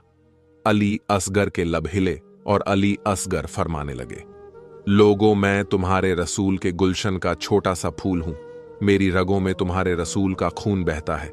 लोगों, मैं 3 दिन से प्यासा हूं, मुझे पानी पिलाओ। तारीख ने लिखा, अली असगर की सदा से फौजें यजीद हिलने लगी, कोहराम बरपा हो गया। उमर बिन साद और शिमर ने आवाज लगाई, हरमला तीर चला। हरमला के पास जो तीर जानवरों के शिकार के लिए था। तारीख ने लिखा, अली असगर का निशाना लिया और तीर चला दिया। उस तीर की 3 नोकें थीं। एक नोक अली असगर की कमर में लगी, दूसरी नोक उसके बाजू में लगी और तीसरी नोक अली असगर के कान में लगी। तीर इतना वजनी था कि अली असगर को चीर कर इमाम हुसैन के बाजू पे जा लगा। तारीख ने लिखा, अली असगर के जिस्म से खून इमाम हुसैन के हाथों पर गिरा। इमाम हुसैन अली असगर को हाथों में लिए अपने नाना की उम्मत को देख रहे हैं। चाहा कि अली असगर के खून को जमीन के हवाले करें। जमीन चीख उठे, मौला, अगर इस नाहक खून को हम पे गिराते हैं रोजे महशर तक, मैं अनाज नहीं उगाऊंगी। इमाम हुसैन ने चाहा कि इसको आसमान के हवाले करें। आसमान कहने लगा, रसूल अल्लाह के नवासे अगर इस खून को हमारी तरफ फेंका, हम रोजे महशर तक बारिश नहीं बरसाएंगे। इमाम हुसैन ने खूने अली असगर अपने चेहरे पर मला और उन जालिमों की तरफ देखकर कहने लगे, लोगों, रोजे महशर महफूज अली असगर अपने चेहरे पे लेकर आऊंगा और अल्लाह के सामने सवाल करूंगा कि मेरे असगर का क्या जुर्म था। फिर अली असगर की लाश को बाजुओं में छुपाए जैसे ही खेमे में आए, बीबी शहरबानू और जैनब ने रोकर पूछा, ए मौला, मेरे बच्चे ने पानी पिया। इमाम हुसैन अलैहिस्सलाम ने अली असगर को अपनी बाहों से हटाया। बीबी रुबाब चीख के कहने लगी, या मौला, जिसने मेरे इस मासूम बच्चे को मारा, क्या उसकी कोई औलाद न थी? इमाम हुसैन अलैहिस्सलाम ने फरमाया, सब्र करो, अल्लाह की मर्जी यह है कि हम हर जुल्म सह के इस्लाम के लिए सब्र करें, क्योंकि हमारे ही खून से अल्लाह का दीन बचना है और अली असगर की कब्र बनाते हैं। इमाम हुसैन और बीबी रुबाब खेमे के पीछे एक जगह पर जुल्फकार से खड्डा खोदते हैं और अली असगर को करबला की गर्म जमीन में दफन कर देते हैं। बस इसी तरह खून का दरिया बहता गया। आधा दिन ढल गया। अब मेरे हुसैन अपने खेमे में तशरीफ लाए।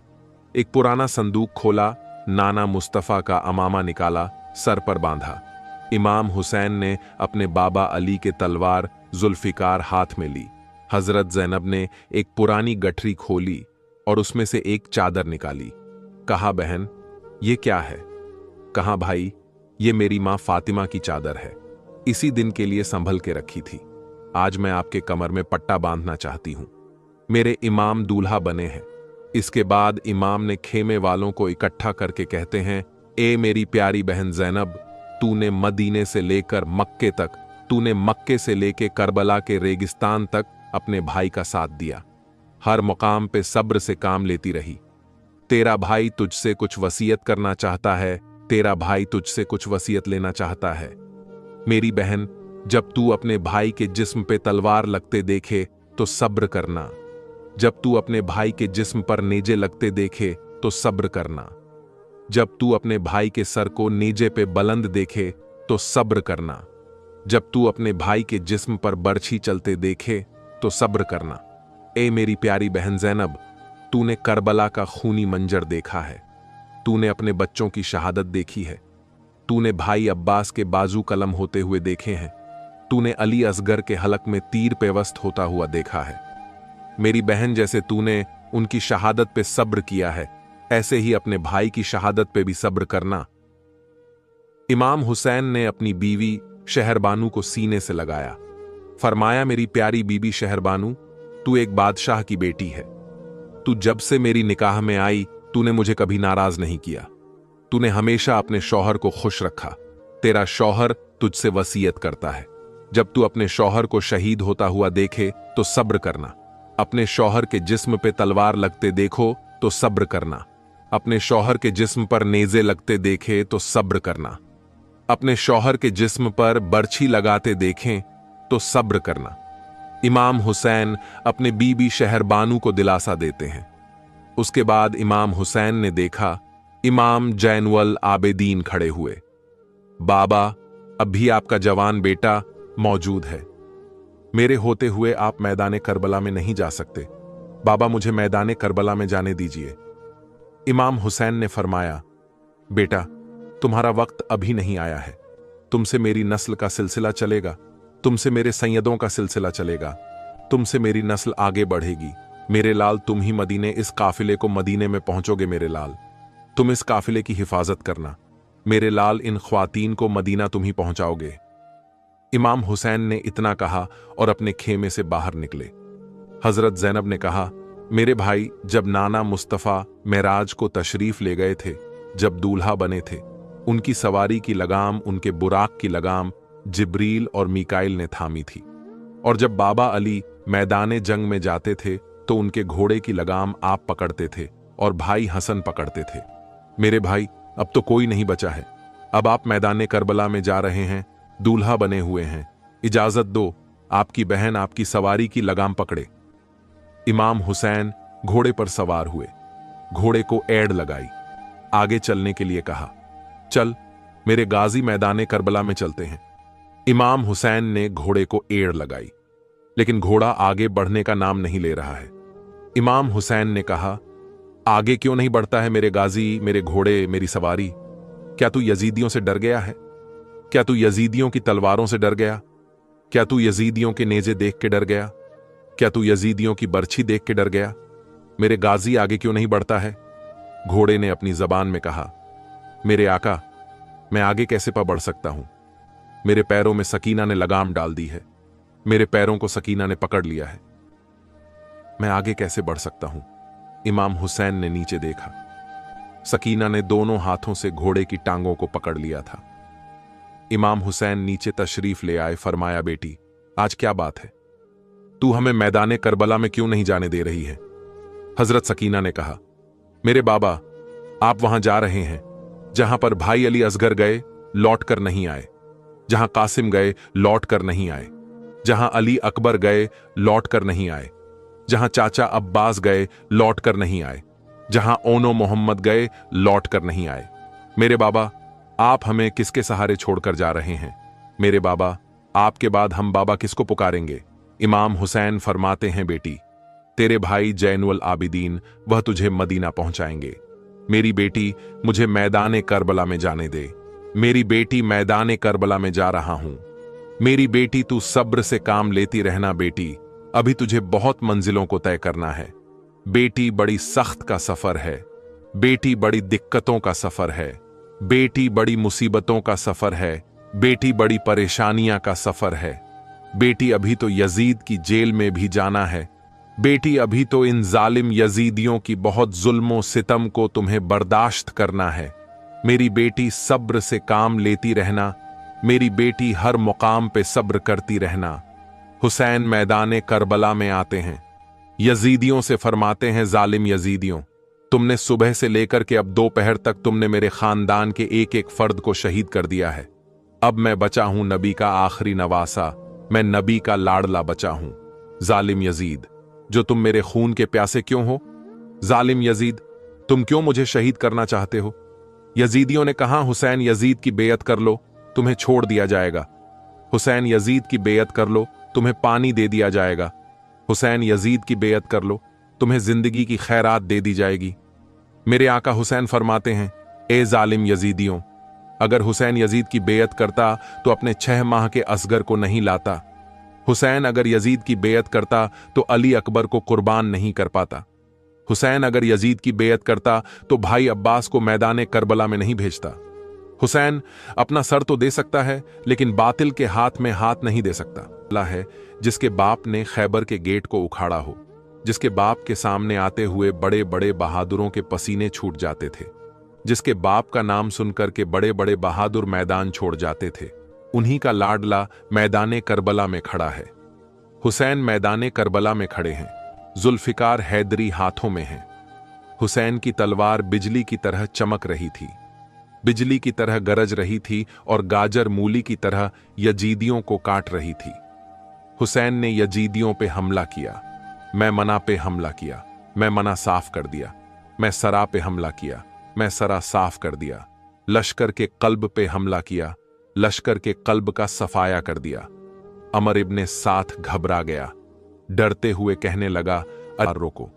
वो तलवार जो भूख से ना रुकी, वो तलवार जो प्यासी ना रुकी, वो तलवार जिसे ज़ैनब के आंसू रोक ना सके, वो तलवार जिसे सकीना ना रोक सकी, वो तलवार जिसे उम्मे लैला के आंसू ना रोक सके, वो तलवार जिसे शहर बानू के आंसू ना रोक सके, वो तलवार जिसे मौत का तसव्वुर ना रोक सका, वो तलवार जिसे भाई अब्बास के कटे हुए बाजू ना रोक सके, वो तलवार जिसे अली अकबर की शहादत ना रोक सकी, वो तलवार जिसे ओनो मोहम्मद का बचपना ना रोक सका, वो तलवार जिसे 6 माह के अली असगर की शहादत ना रोक सके, वो तलवार जिससे मौत का तसव्वुर ना रोक सका।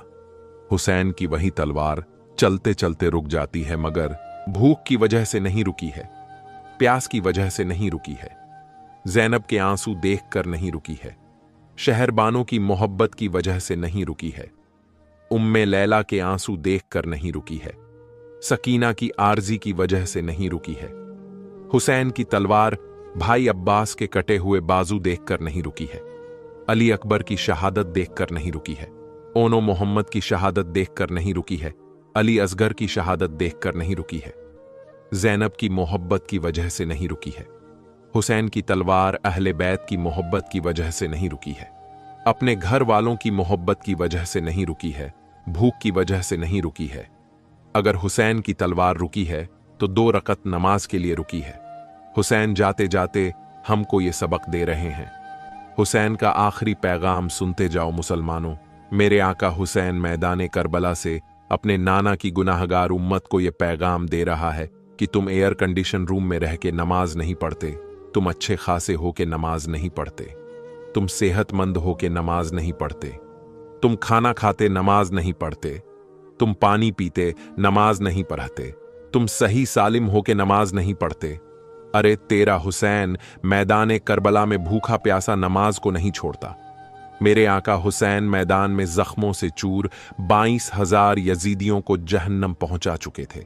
मेरे हुसैन नमाज के लिए घोड़े से नीचे उतरने वाले ही थे।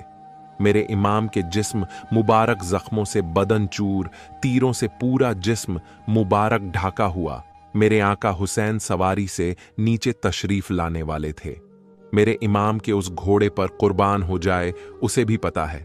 मेरे आका चोट से जिस्म मुबारक छल्ली है, घोड़े ने फौरन अपने घुटनों को जमीन पे टेक देता है। मेरे आका हुसैन ने अपने सरे मुबारक को मैदान करबला की जमीन पे रखने वाले थे कि शिमर मरदूद आ गया, हुसैन के सीने पे सवार हो गया। मेरे आका हुसैन फरमाते, तू कौन है? उस जालिम ने कहा, मैं शिमर हूं, शिमर। मेरे आका हुसैन फरमाते हैं, अब तेरा क्या इरादा है? शिमर ने कहा कि तुम्हारा सर कलम करने का इरादा है। मेरे आका हुसैन फरमाते हैं, तुम मेरे सीने से उतर जाओ। जालिम, मुझे अपने रब के लिए 2 रकत नमाज पढ़ लेने दे, मुझे अपने रब के लिए सजदा कर लेने दे। मेरे आका हुसैन ने अपनी ताकत से अपने अपने आप को सजदे की हालत में जामे शहादत नौश फरमा लिया।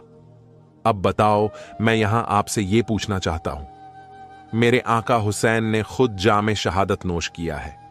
किसी के बाप में दम नहीं था कि वो हुसैन के सर को कोई भी तलवार हुसैन के सर को काट देती। किसी में ऐसी ताकत नहीं थी जो हुसैन के सर को कलम कर देता। अरे इब्राहिम अलैहिस्सलाम का बेटा इस्माइल अलैहिस्सलाम, जिनके हाथ पे छुरी रखी जाए तो वो छुरी कुंद हो जाती है, हल्क को नहीं काट पाती है। आज उस नबी का नवासा मैदान करबला पे है। उस नबी का शहजादा जो तमाम नबियों का सरदार है, जो तमाम रसूलों का सरदार है, जो तमाम पैगंबरों का सरदार है, वो नबी का नवासा चाहता तो किसी में हिम्मत नहीं। जो तलवार लेकर आगे बढ़ जाता वो शहजादा चाहता, किसी में हिम्मत नहीं जो हुसैन के सर को कलम कर देता। वो सजदे की हालत में मेरे आका हुसैन के सर को कलम कर दिया जाता है।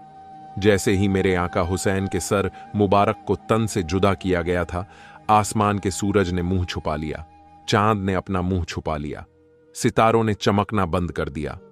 मैदान करबला में अंधेरी छा गई। रिवायतों में आता है कि खानाए काबा के पत्थर से इमाम हुसैन की शहादत के बाद खून का फव्वारा जारी हुआ था। बैतुल मुकद्दस की हर ईंट से इमाम हुसैन की शहादत पे खून जारी हुआ था। आसमान के किनारे सुर्ख हो गए थे।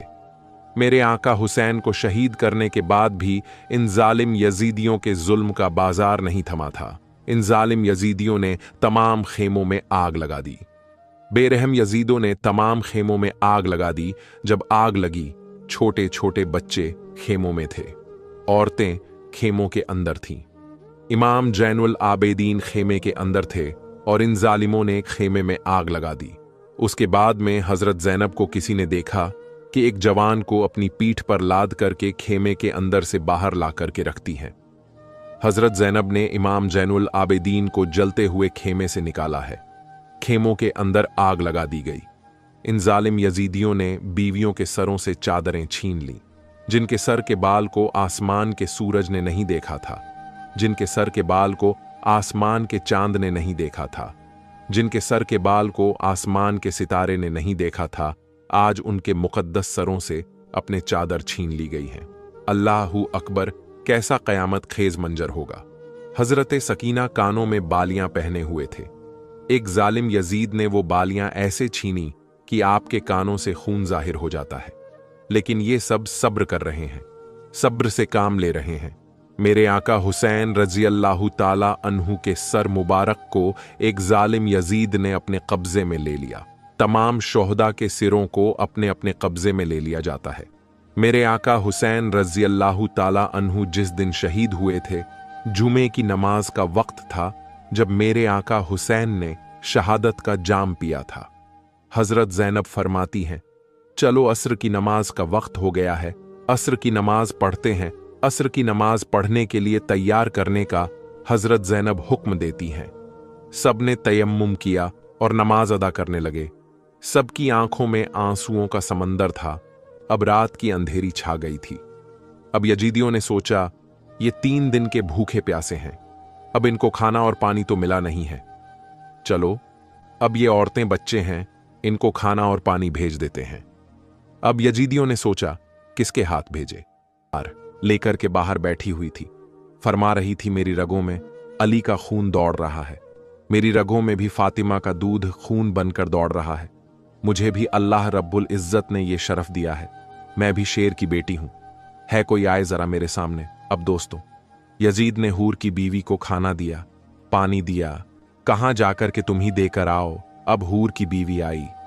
हजरत ज़ैनब ने कहा, कौन है, वहीं पर रुक जाए। उसने कहा, मैं हूर की बीवी हूं। ज़ैनब कहने लगे, किस लिए आई हो? हूर की बीवी ने कहा, खाना और पानी लेकर के आई हूं। तब हजरत ज़ैनब ने फरमाया, जब पानी की जरूरत अली असगर को थी तब तुम कहां थी? जब पानी की जरूरत सकीना को थी तब तुम कहां थी? अब तो पानी की जरूरत यहां किसी को नहीं है, अब तो खाने की जरूरत यहां किसी को नहीं है। हूर की बीवी ने कहा कि मैं तुमसे अपने शौहर की शहादत का बदला मांगती हूं। मेरे शौहर ने जो इमाम हुसैन की मोहब्बत में जामे शहादत नोश किया है, मुझे उसका बदला दीजिए। उसका बदला यह है कि यह खाना और पानी तुम्हें लेना पड़ेगा। हजरत ज़ैनब ने लिया, बराबर में रख दिया। हजरत सकीना बेहोश पड़ी हुई थी। सकीना को होश में लाते हैं। इरशाद फरमाती है, बेटी सकीना ले, ये पानी पी ले। हजरत सकीना ने कहा, क्या हमारे चाचा अब्बास पानी लेकर के आ गए हैं? हजरत ज़ैनब ने फरमाया, नहीं बेटी, ये यजीदियों की तरफ से आया है। हजरत सकीना ने कहा, फूफी आप पानी क्यों नहीं पी रही हैं? तब हजरत ज़ैनब रज़ी अल्लाह ताला अन्हु ने कहा, बेटी हम पानी कैसे पिए? नाना मुस्तफा का फरमान है कि पहले छोटों को खिलाओ तब खाओ।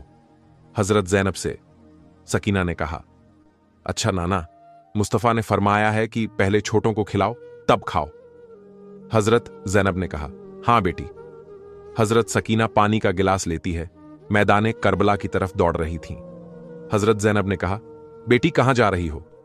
हजरत सकीना ने कहा, फूफी ज़ैनब, मैं अपने एक हीरे को तलाश करने के लिए जा रही हूं। जहां शोहदा के जिस्म रखे हुए थे, वहां हजरत सकीना पहुंची और जिस्म को उलट पलट करके देखने लगी। हजरत शहरबानो पीछे से पहुंच गई। फरमाया, बेटी क्या देख रही हो? तब हजरत सकीना ने कहा था, फूफी जब हम मदीने से चले थे तो अपने साथ एक हीरा लेकर के आए थे।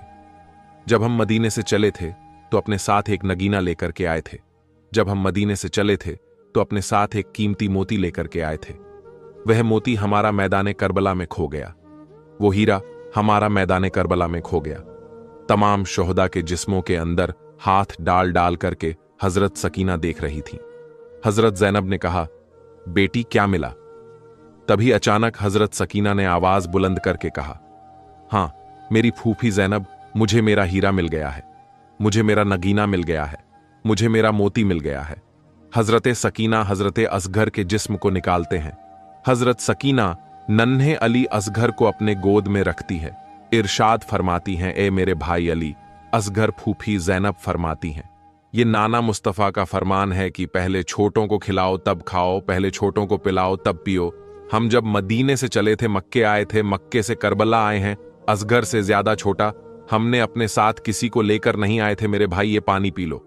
मगर दोस्तों, किसी ने पानी को हाथ नहीं लगाया, किसी ने खाने को हाथ नहीं लगाया। अब ये जालिम यजीदी मैदान करबला से चले हैं, इमाम हुसैन के सरे मुबारक को एक नेजे पर बुलंद कर दिया।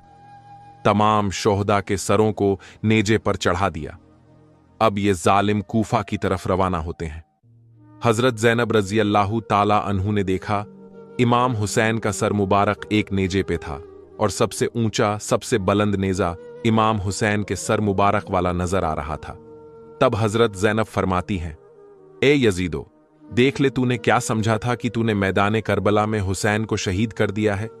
तूने नबी का फूल को खत्म कर दिया, तूने नबी के खानदान को खत्म कर दिया है, तूने नबी के खानदान के बच्चों को शहीद कर दिया है।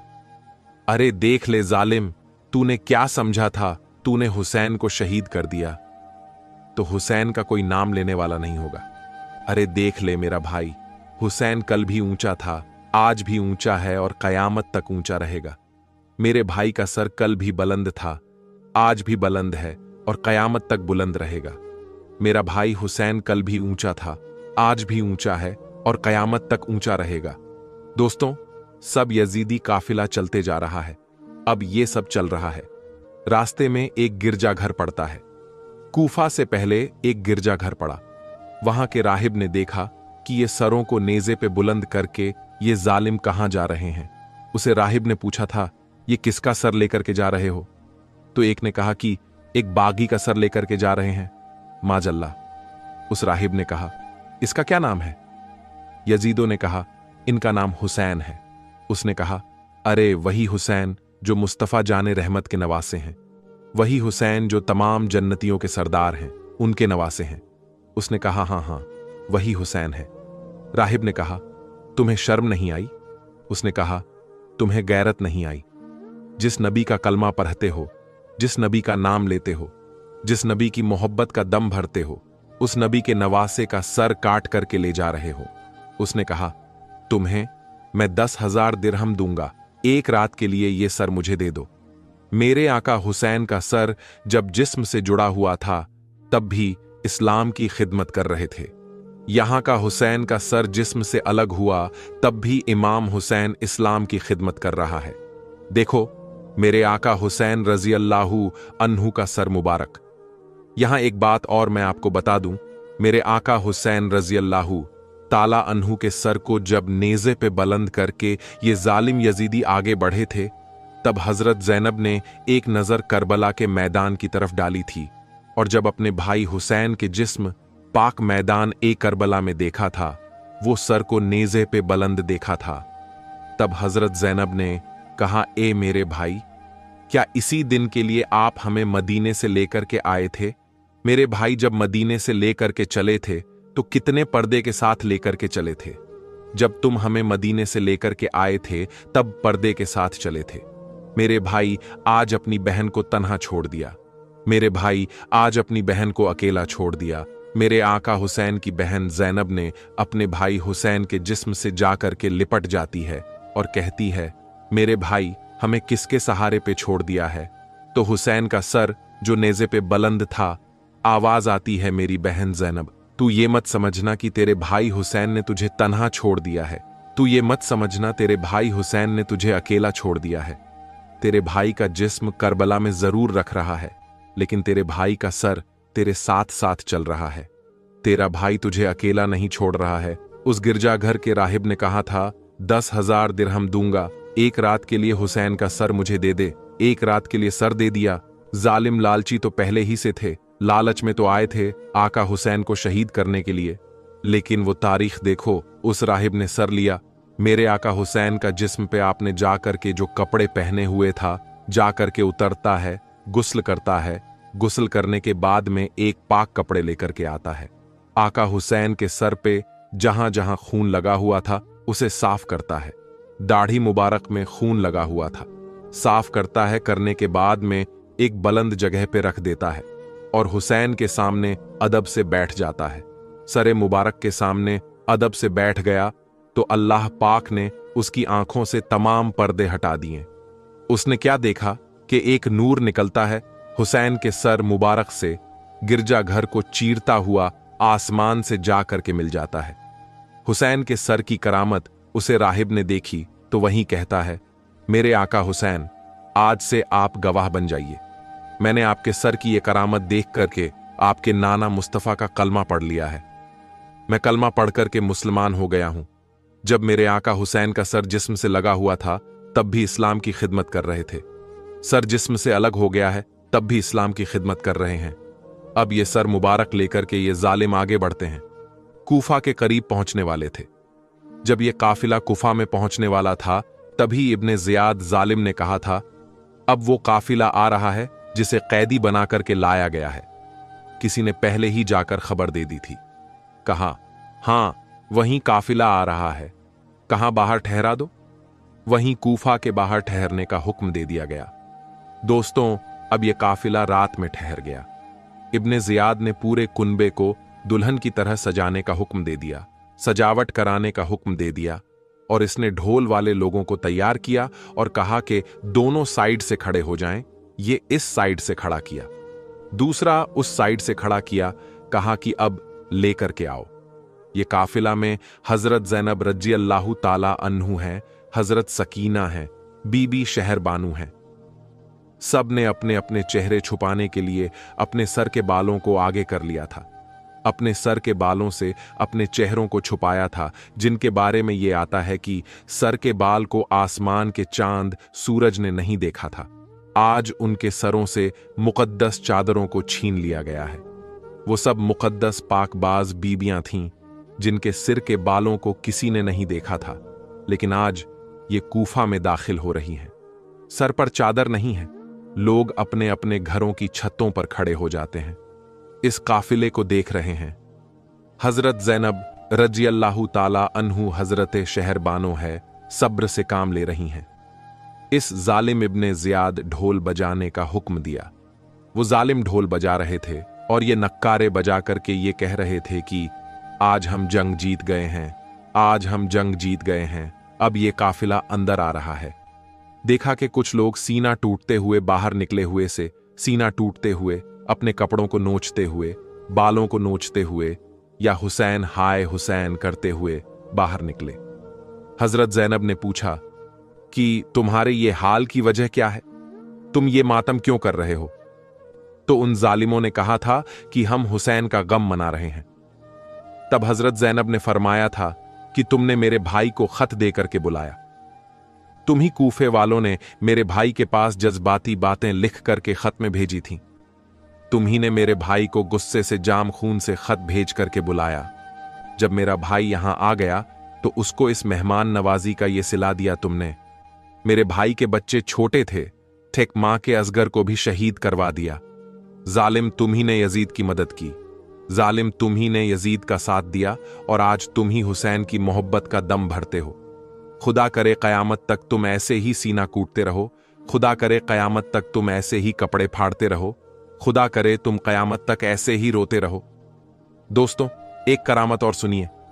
इमाम हुसैन का सर जब कूफा की गलियों से गुजर रहा था, हुसैन का सर जिस नेजे पे था वो नेजा बुलंद था।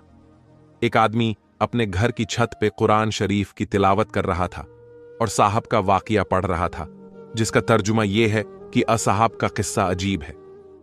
तो हुसैन के सर से आवाज आती है, अरे हुसैन का शहीद होना और नेजे पे बुलंद होना, ये उससे भी ज्यादा अजीब है। मेरे आका हुसैन की शान है। मेरे आका हुसैन के सर मुबारक को अभी भी ने जियाद ने दमिश्क के लिए रवाना किया, क्योंकि यजीद दमिश्क में बैठा हुआ था। यजीद मुल्क के सामने बैठा हुआ था। अब यह काफिला चलता है, मुल्क के शाम की तरफ रवाना होता है। जैसे इब्ने जियाद ने जश्न किया था, वैसा ही यजीद ने जश्न कराया, वैसे ही पूरे दमिश्क को सजाने का हुक्म दिया। पूरे दमिश्क को सजाने के लिए उसने कहा, और उसके बाद में ढोल ताशे के साथ में काफिले का इकबाल किया गया। दोस्तों, अब यह काफिला जब दमिश्क पहुंच रहा था तो एक खादिम एक बाग में खाना लेकर के आई है। हजरत ज़ैनब के पास लेकर के आई। हजरत ज़ैनब ने फरमाया, यहां ये कुफी और मुल्क शाम में कोई हमारी मदद करने के लिए तैयार नहीं है। तुम कौन हो जो हमारे लिए खाना लेकर के आई हो? और उस लड़की ने कहा था, उस बंदे ने कहा था, ये खाना मैं अपनी तरफ से लेकर के नहीं आई हूं, बल्कि मेरी मखदूम जो छत के ऊपर बूढ़ी औरत चढ़ी हुई है, उसने ये खाना तुम्हारे लिए भेजा है। हजरत ज़ैनब ने कहा, उसी को हमारे पास भेजो। अब वो साहिबा को भेजा जाता है जब डंडे का सहारा लेकर के हजरत जैनब के पास आती है। कमर लग चुकी, लग एल जैफ की बूढ़ी हो गई थी वो। सैफ हजरत जैनब के पास में। हजरत जैनब के बाल जो है चेहरे मुबारक पे थे। आपने अपने चेहरे मुबारक को अपने सर के बालों से छुपा लिया था। अब वो सैफ आई आकर के कहती है, बेटी मुझसे बात करो। हजरत जैनब ने उससे बात की। हजरत जैनब का चेहरा वो बहुत गौर से देख रही थी।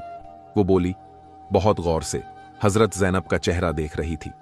हजरत जैनब रज़ियल्लाहु ताला अन्हु ने कहा कि तुमने ये खाना हमारे लिए किस लिए भेजा है?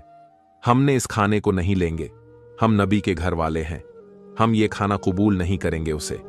सैफ ने कहा, बेटी ये खाना मैं अपनी तरफ से लेकर के नहीं आई हूं, बल्कि किसी की वसीयत के मुताबिक मैं ये खाना तेरे पास लेकर के आई हूं।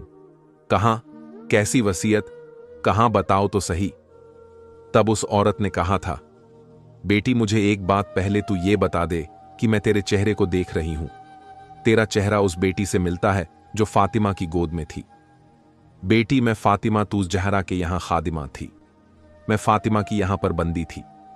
हसन और हुसैन जब बीमार पड़े थे तो हजरत अली ने 3 दिन के रोजे रखे थे, फातिमा ने 3 दिन के रोजे रखे थे।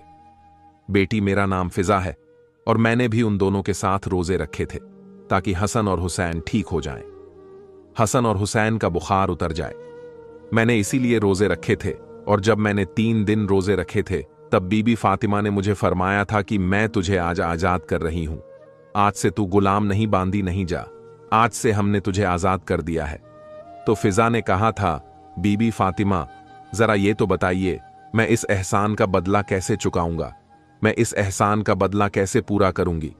तो हजरत फातिमा ने फरमाया था कि कभी तेरी गली से कोई काफिला ऐसा गुजरता हुआ नजर आए, तुझे लगे कि हां इसे मदद की जरूरत है, तो उस काफिले के पास खाना भिजवा देना, उस काफिले के पास पानी भिजवा देना, तेरा एहसान उतार जाएगा। जो हमने तेरे ऊपर एहसान किया है उस एहसान का बदला हो जाएगा। तू उस काफिले में जा करके पानी पहुंचा देना। दोस्तों, वो फिजा कहती है, बेटी आज मैं तेरा चेहरा देख रही हूं, तेरा चेहरा फातिमा की।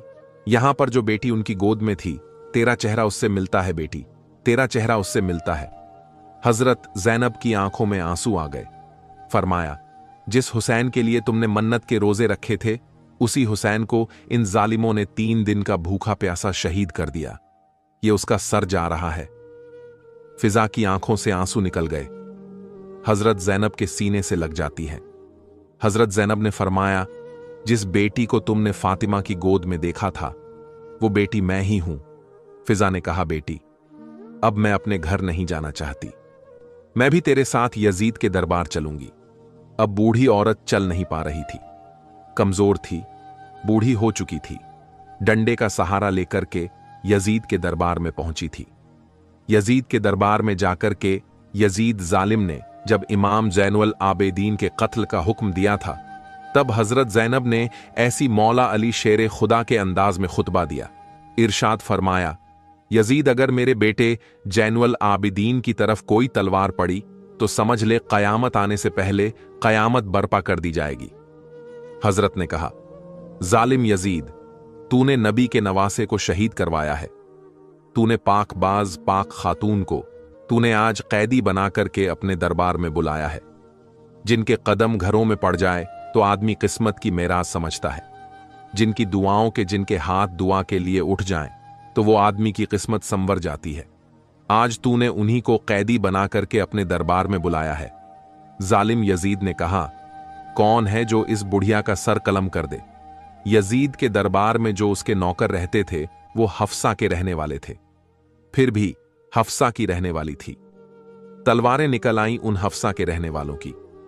वो यजीद, ये हमारे यहां की बेटी है, ये हमारे यहां की शहजादी है फिजा, अगर इसकी तरफ तलवार पड़ी तो ये तलवार फिर तेरे खिलाफ निकलेगी। यजीद, तेरे महल की ईंट से ईंट बजा देंगे। यजीद ने फिजा के कत्ल का इरादा तर्क कर दिया। अब इमाम ज़ैनुल आबिदीन को यजीद ने बुलाया। बुलाने के बाद में कहा कि आप अपनी शर्तें बताइए, मैं उसे मानने के लिए तैयार हूं। इमाम ज़ैनुल आबिदीन फरमाते हैं, मेरी 3 शर्तें हैं। एक तो ये कि मेरे बाबा के कातिलों को मेरे हवाले कर दे। कहा दूसरी बताओ। कहाँ दूसरी ये कि आज जुम्मे का दिन है, खुतबा पढ़ने के लिए मुझे इजाजत दें। तीसरी ये कि मेरे काफिले को मदीना मुनव्वरा हिफाजत के साथ पहुंचा दी जाए। यजीद बोला कि मैं तुम्हारे बाबा के कातिलों को तुम्हारे हवाले नहीं कर सकता, क्योंकि कोई अपने ऊपर जुर्म लेने के लिए तैयार ही नहीं है। फिर उससे पूछा, वो कहता है मैंने नहीं किया, हमारे अपने साथ से।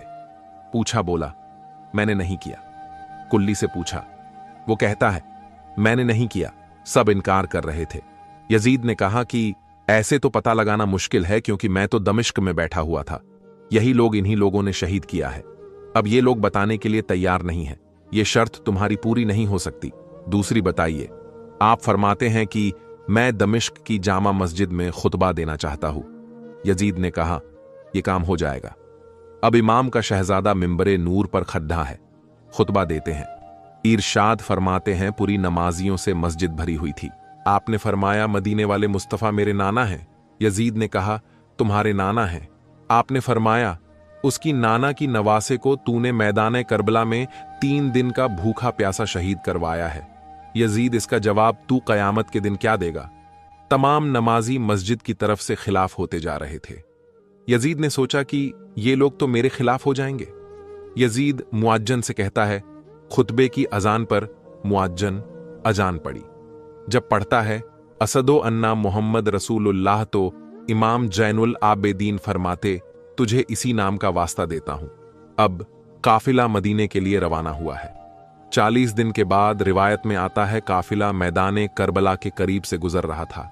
जब मैदान करबला के करीब से यह काफिला पहुंचा, देखा तो तमाम शोहदा के जिस्मों से ताजा खून टपक रहा था। ऐसा लग रहा था 40 दिन के बाद भी कि जैसे इनके सर को अभी कलम किया गया है, इनके जिस्म को अभी शहीद किया गया है।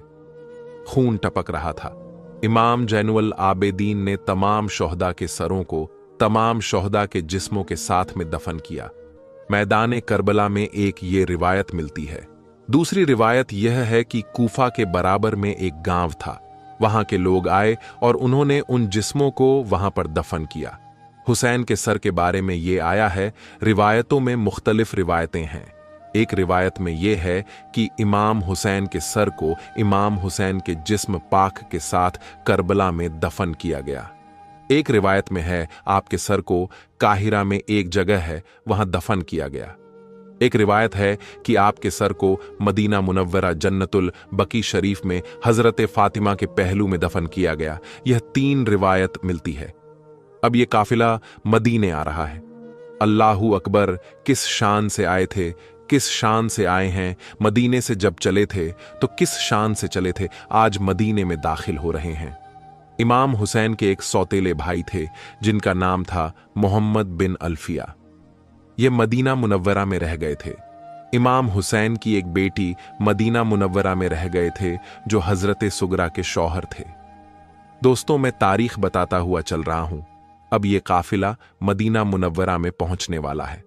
जब काफिला मदीने के करीब पहुंचा, जब किसी ने यह खबर कर दी कि वह काफिला इमाम हुसैन का जो करबला के लिए रवाना हुआ था, वो काफिला वापस आने वाला है।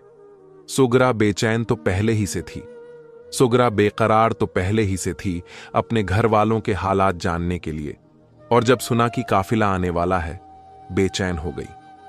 मोहम्मद बिन मदीने के बाहर आ गए। भाई भाई होता है, भाई की मोहब्बत अलग होती है, भाई का प्यार अलग होता है। मदीने के बाहर देखा तो सिरहाने अहले बैत को इस हालत में देखकर कि मोहम्मद बिन हंसिया के जिस्म में जो खून था वो जोश मारने लगा। सीधा ये काफिला इमाम जैनुल आबेदीन साथ में है। नाना मुस्तफ़ा के रोजे पर पहुंचता है। नाना मुस्तफ़ा के मज़ारे पाक पे ये काफिला पहुंचा। वो इमाम जैनुल आबेदीन जिन्होंने अभी तक अपनी जबान से कोई शिकवा नहीं किया था, वो हजरत ज़ैनब जिन्होंने अपनी जबान से अब तक कोई शिकवा नहीं किया था, नाना मुस्तफ़ा के मज़ार से लिपट गए और रो रो कर कहने लगी, ए मेरे नाना, जिस नवासे को आप इतना प्यार किया करते थे, जिसे नवासे को आप अपने सीने से लगाया करते थे, जिस नवासे को आप अपने कलेजे से लगाया करते थे, उसी नवासे को आपके कलमा पढ़ने वालों ने मैदान करबला में 3 दिन का भूखा प्यासा शहीद कर दिया। रिवायत में आता है कि मेरे आका का मज़ार ए मुकद्दस थरथरा जाता है। अल्लाहू अकबर। अब ये हजरत सुगरा अपनी फूफी जैनब के चेहरे को देख रहे हैं, कभी अपनी मां शहरबानो के चेहरे को देख रही हैं। पूछ रही हैं, मेरे भाई अली असगर को कहां छोड़ करके आई हो? मेरे भाई अली अकबर को कहां छोड़ के आई हो? मेरे भाई कासिम को कहां छोड़ करके आई हो? पूरा काफिला काफिले के गले लग लग के हजरत सुगरा पूछ रही थी। वक्त गुजरता चला गया। यजीद के जुल्म का बाजार अभी थमा नहीं था। इस जालिम ने एक लश्कर ऐसा भेजा जिसने मदीने पे हमला कर, जिसने मक्के पे हमला किया।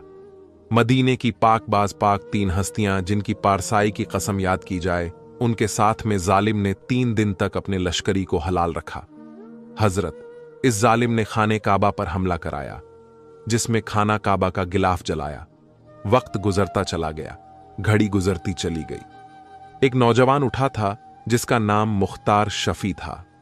उठने के बाद में उसने मदीना मुनव्वरा आया। हजरत अली के बेटे मोहम्मद बिन हसिया के पास आया। बोला, मैं हुसैन का बदला लेना चाहता हूं।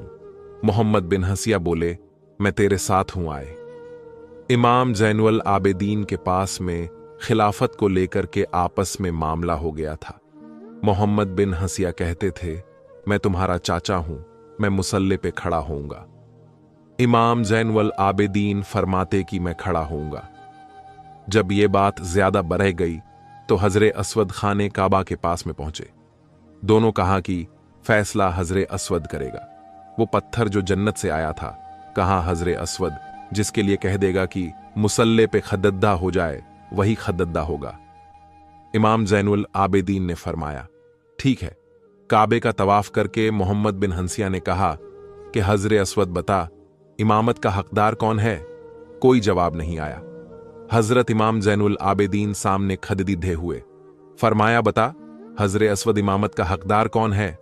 हजरे असवद से आवाज आती है कि इस दुनिया में हजरत फातिमा के बेटों से ज्यादा बढ़कर मर्तबा किसी का नहीं है।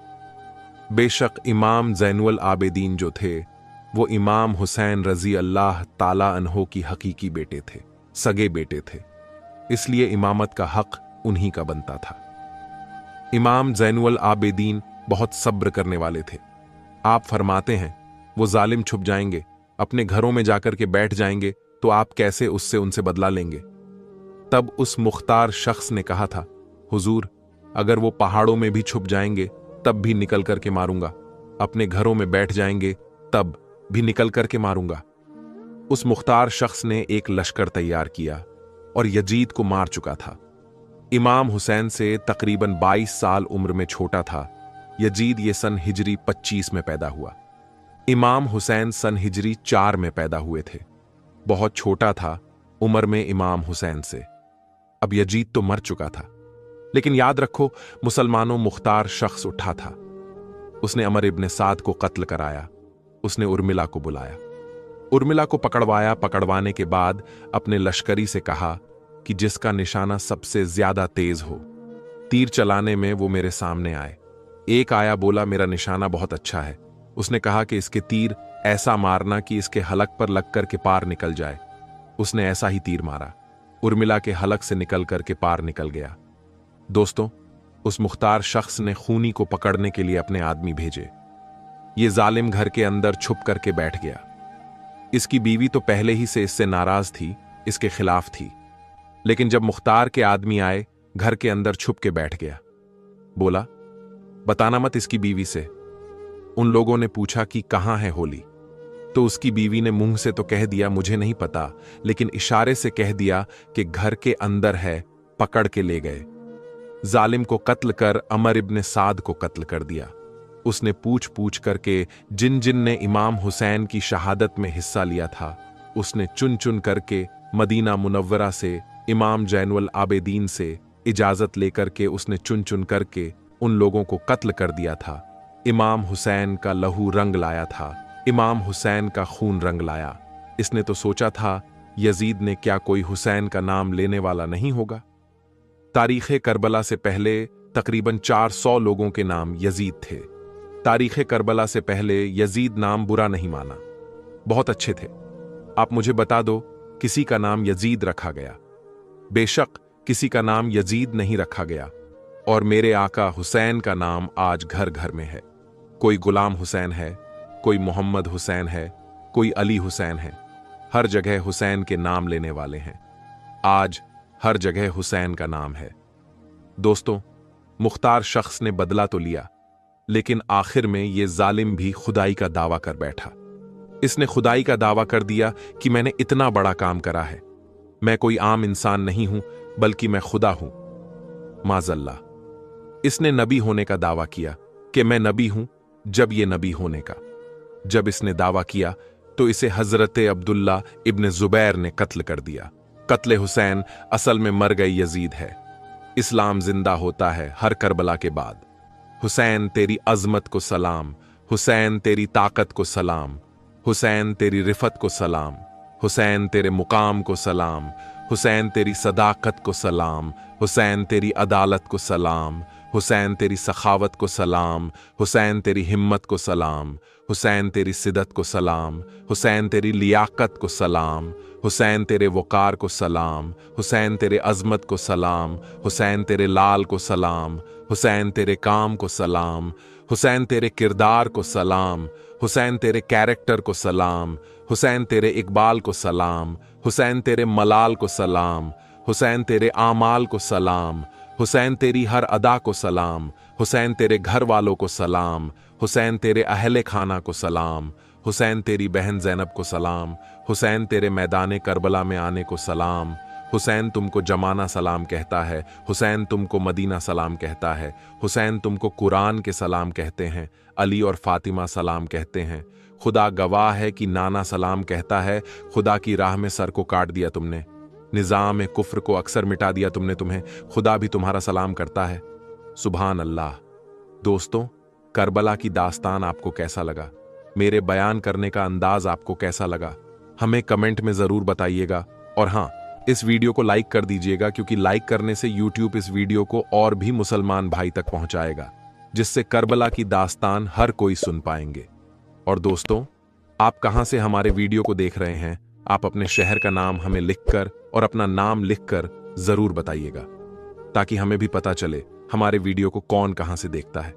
और हमने मोबाइल की स्क्रीन पर आपके लिए 4 वीडियो और भी लगाए हैं। अगर अभी आपके पास टाइम है तो उन चारों वीडियो को जरूर देखिएगा। अल्लाह ताला से दुआ करता हूं कि आपको हजरत इमाम हुसैन के सदके तुफैल से, करबला वालों के सदके तुफैल से दुनिया व आखिरत में कामयाबी अता फरमाए। आमीन।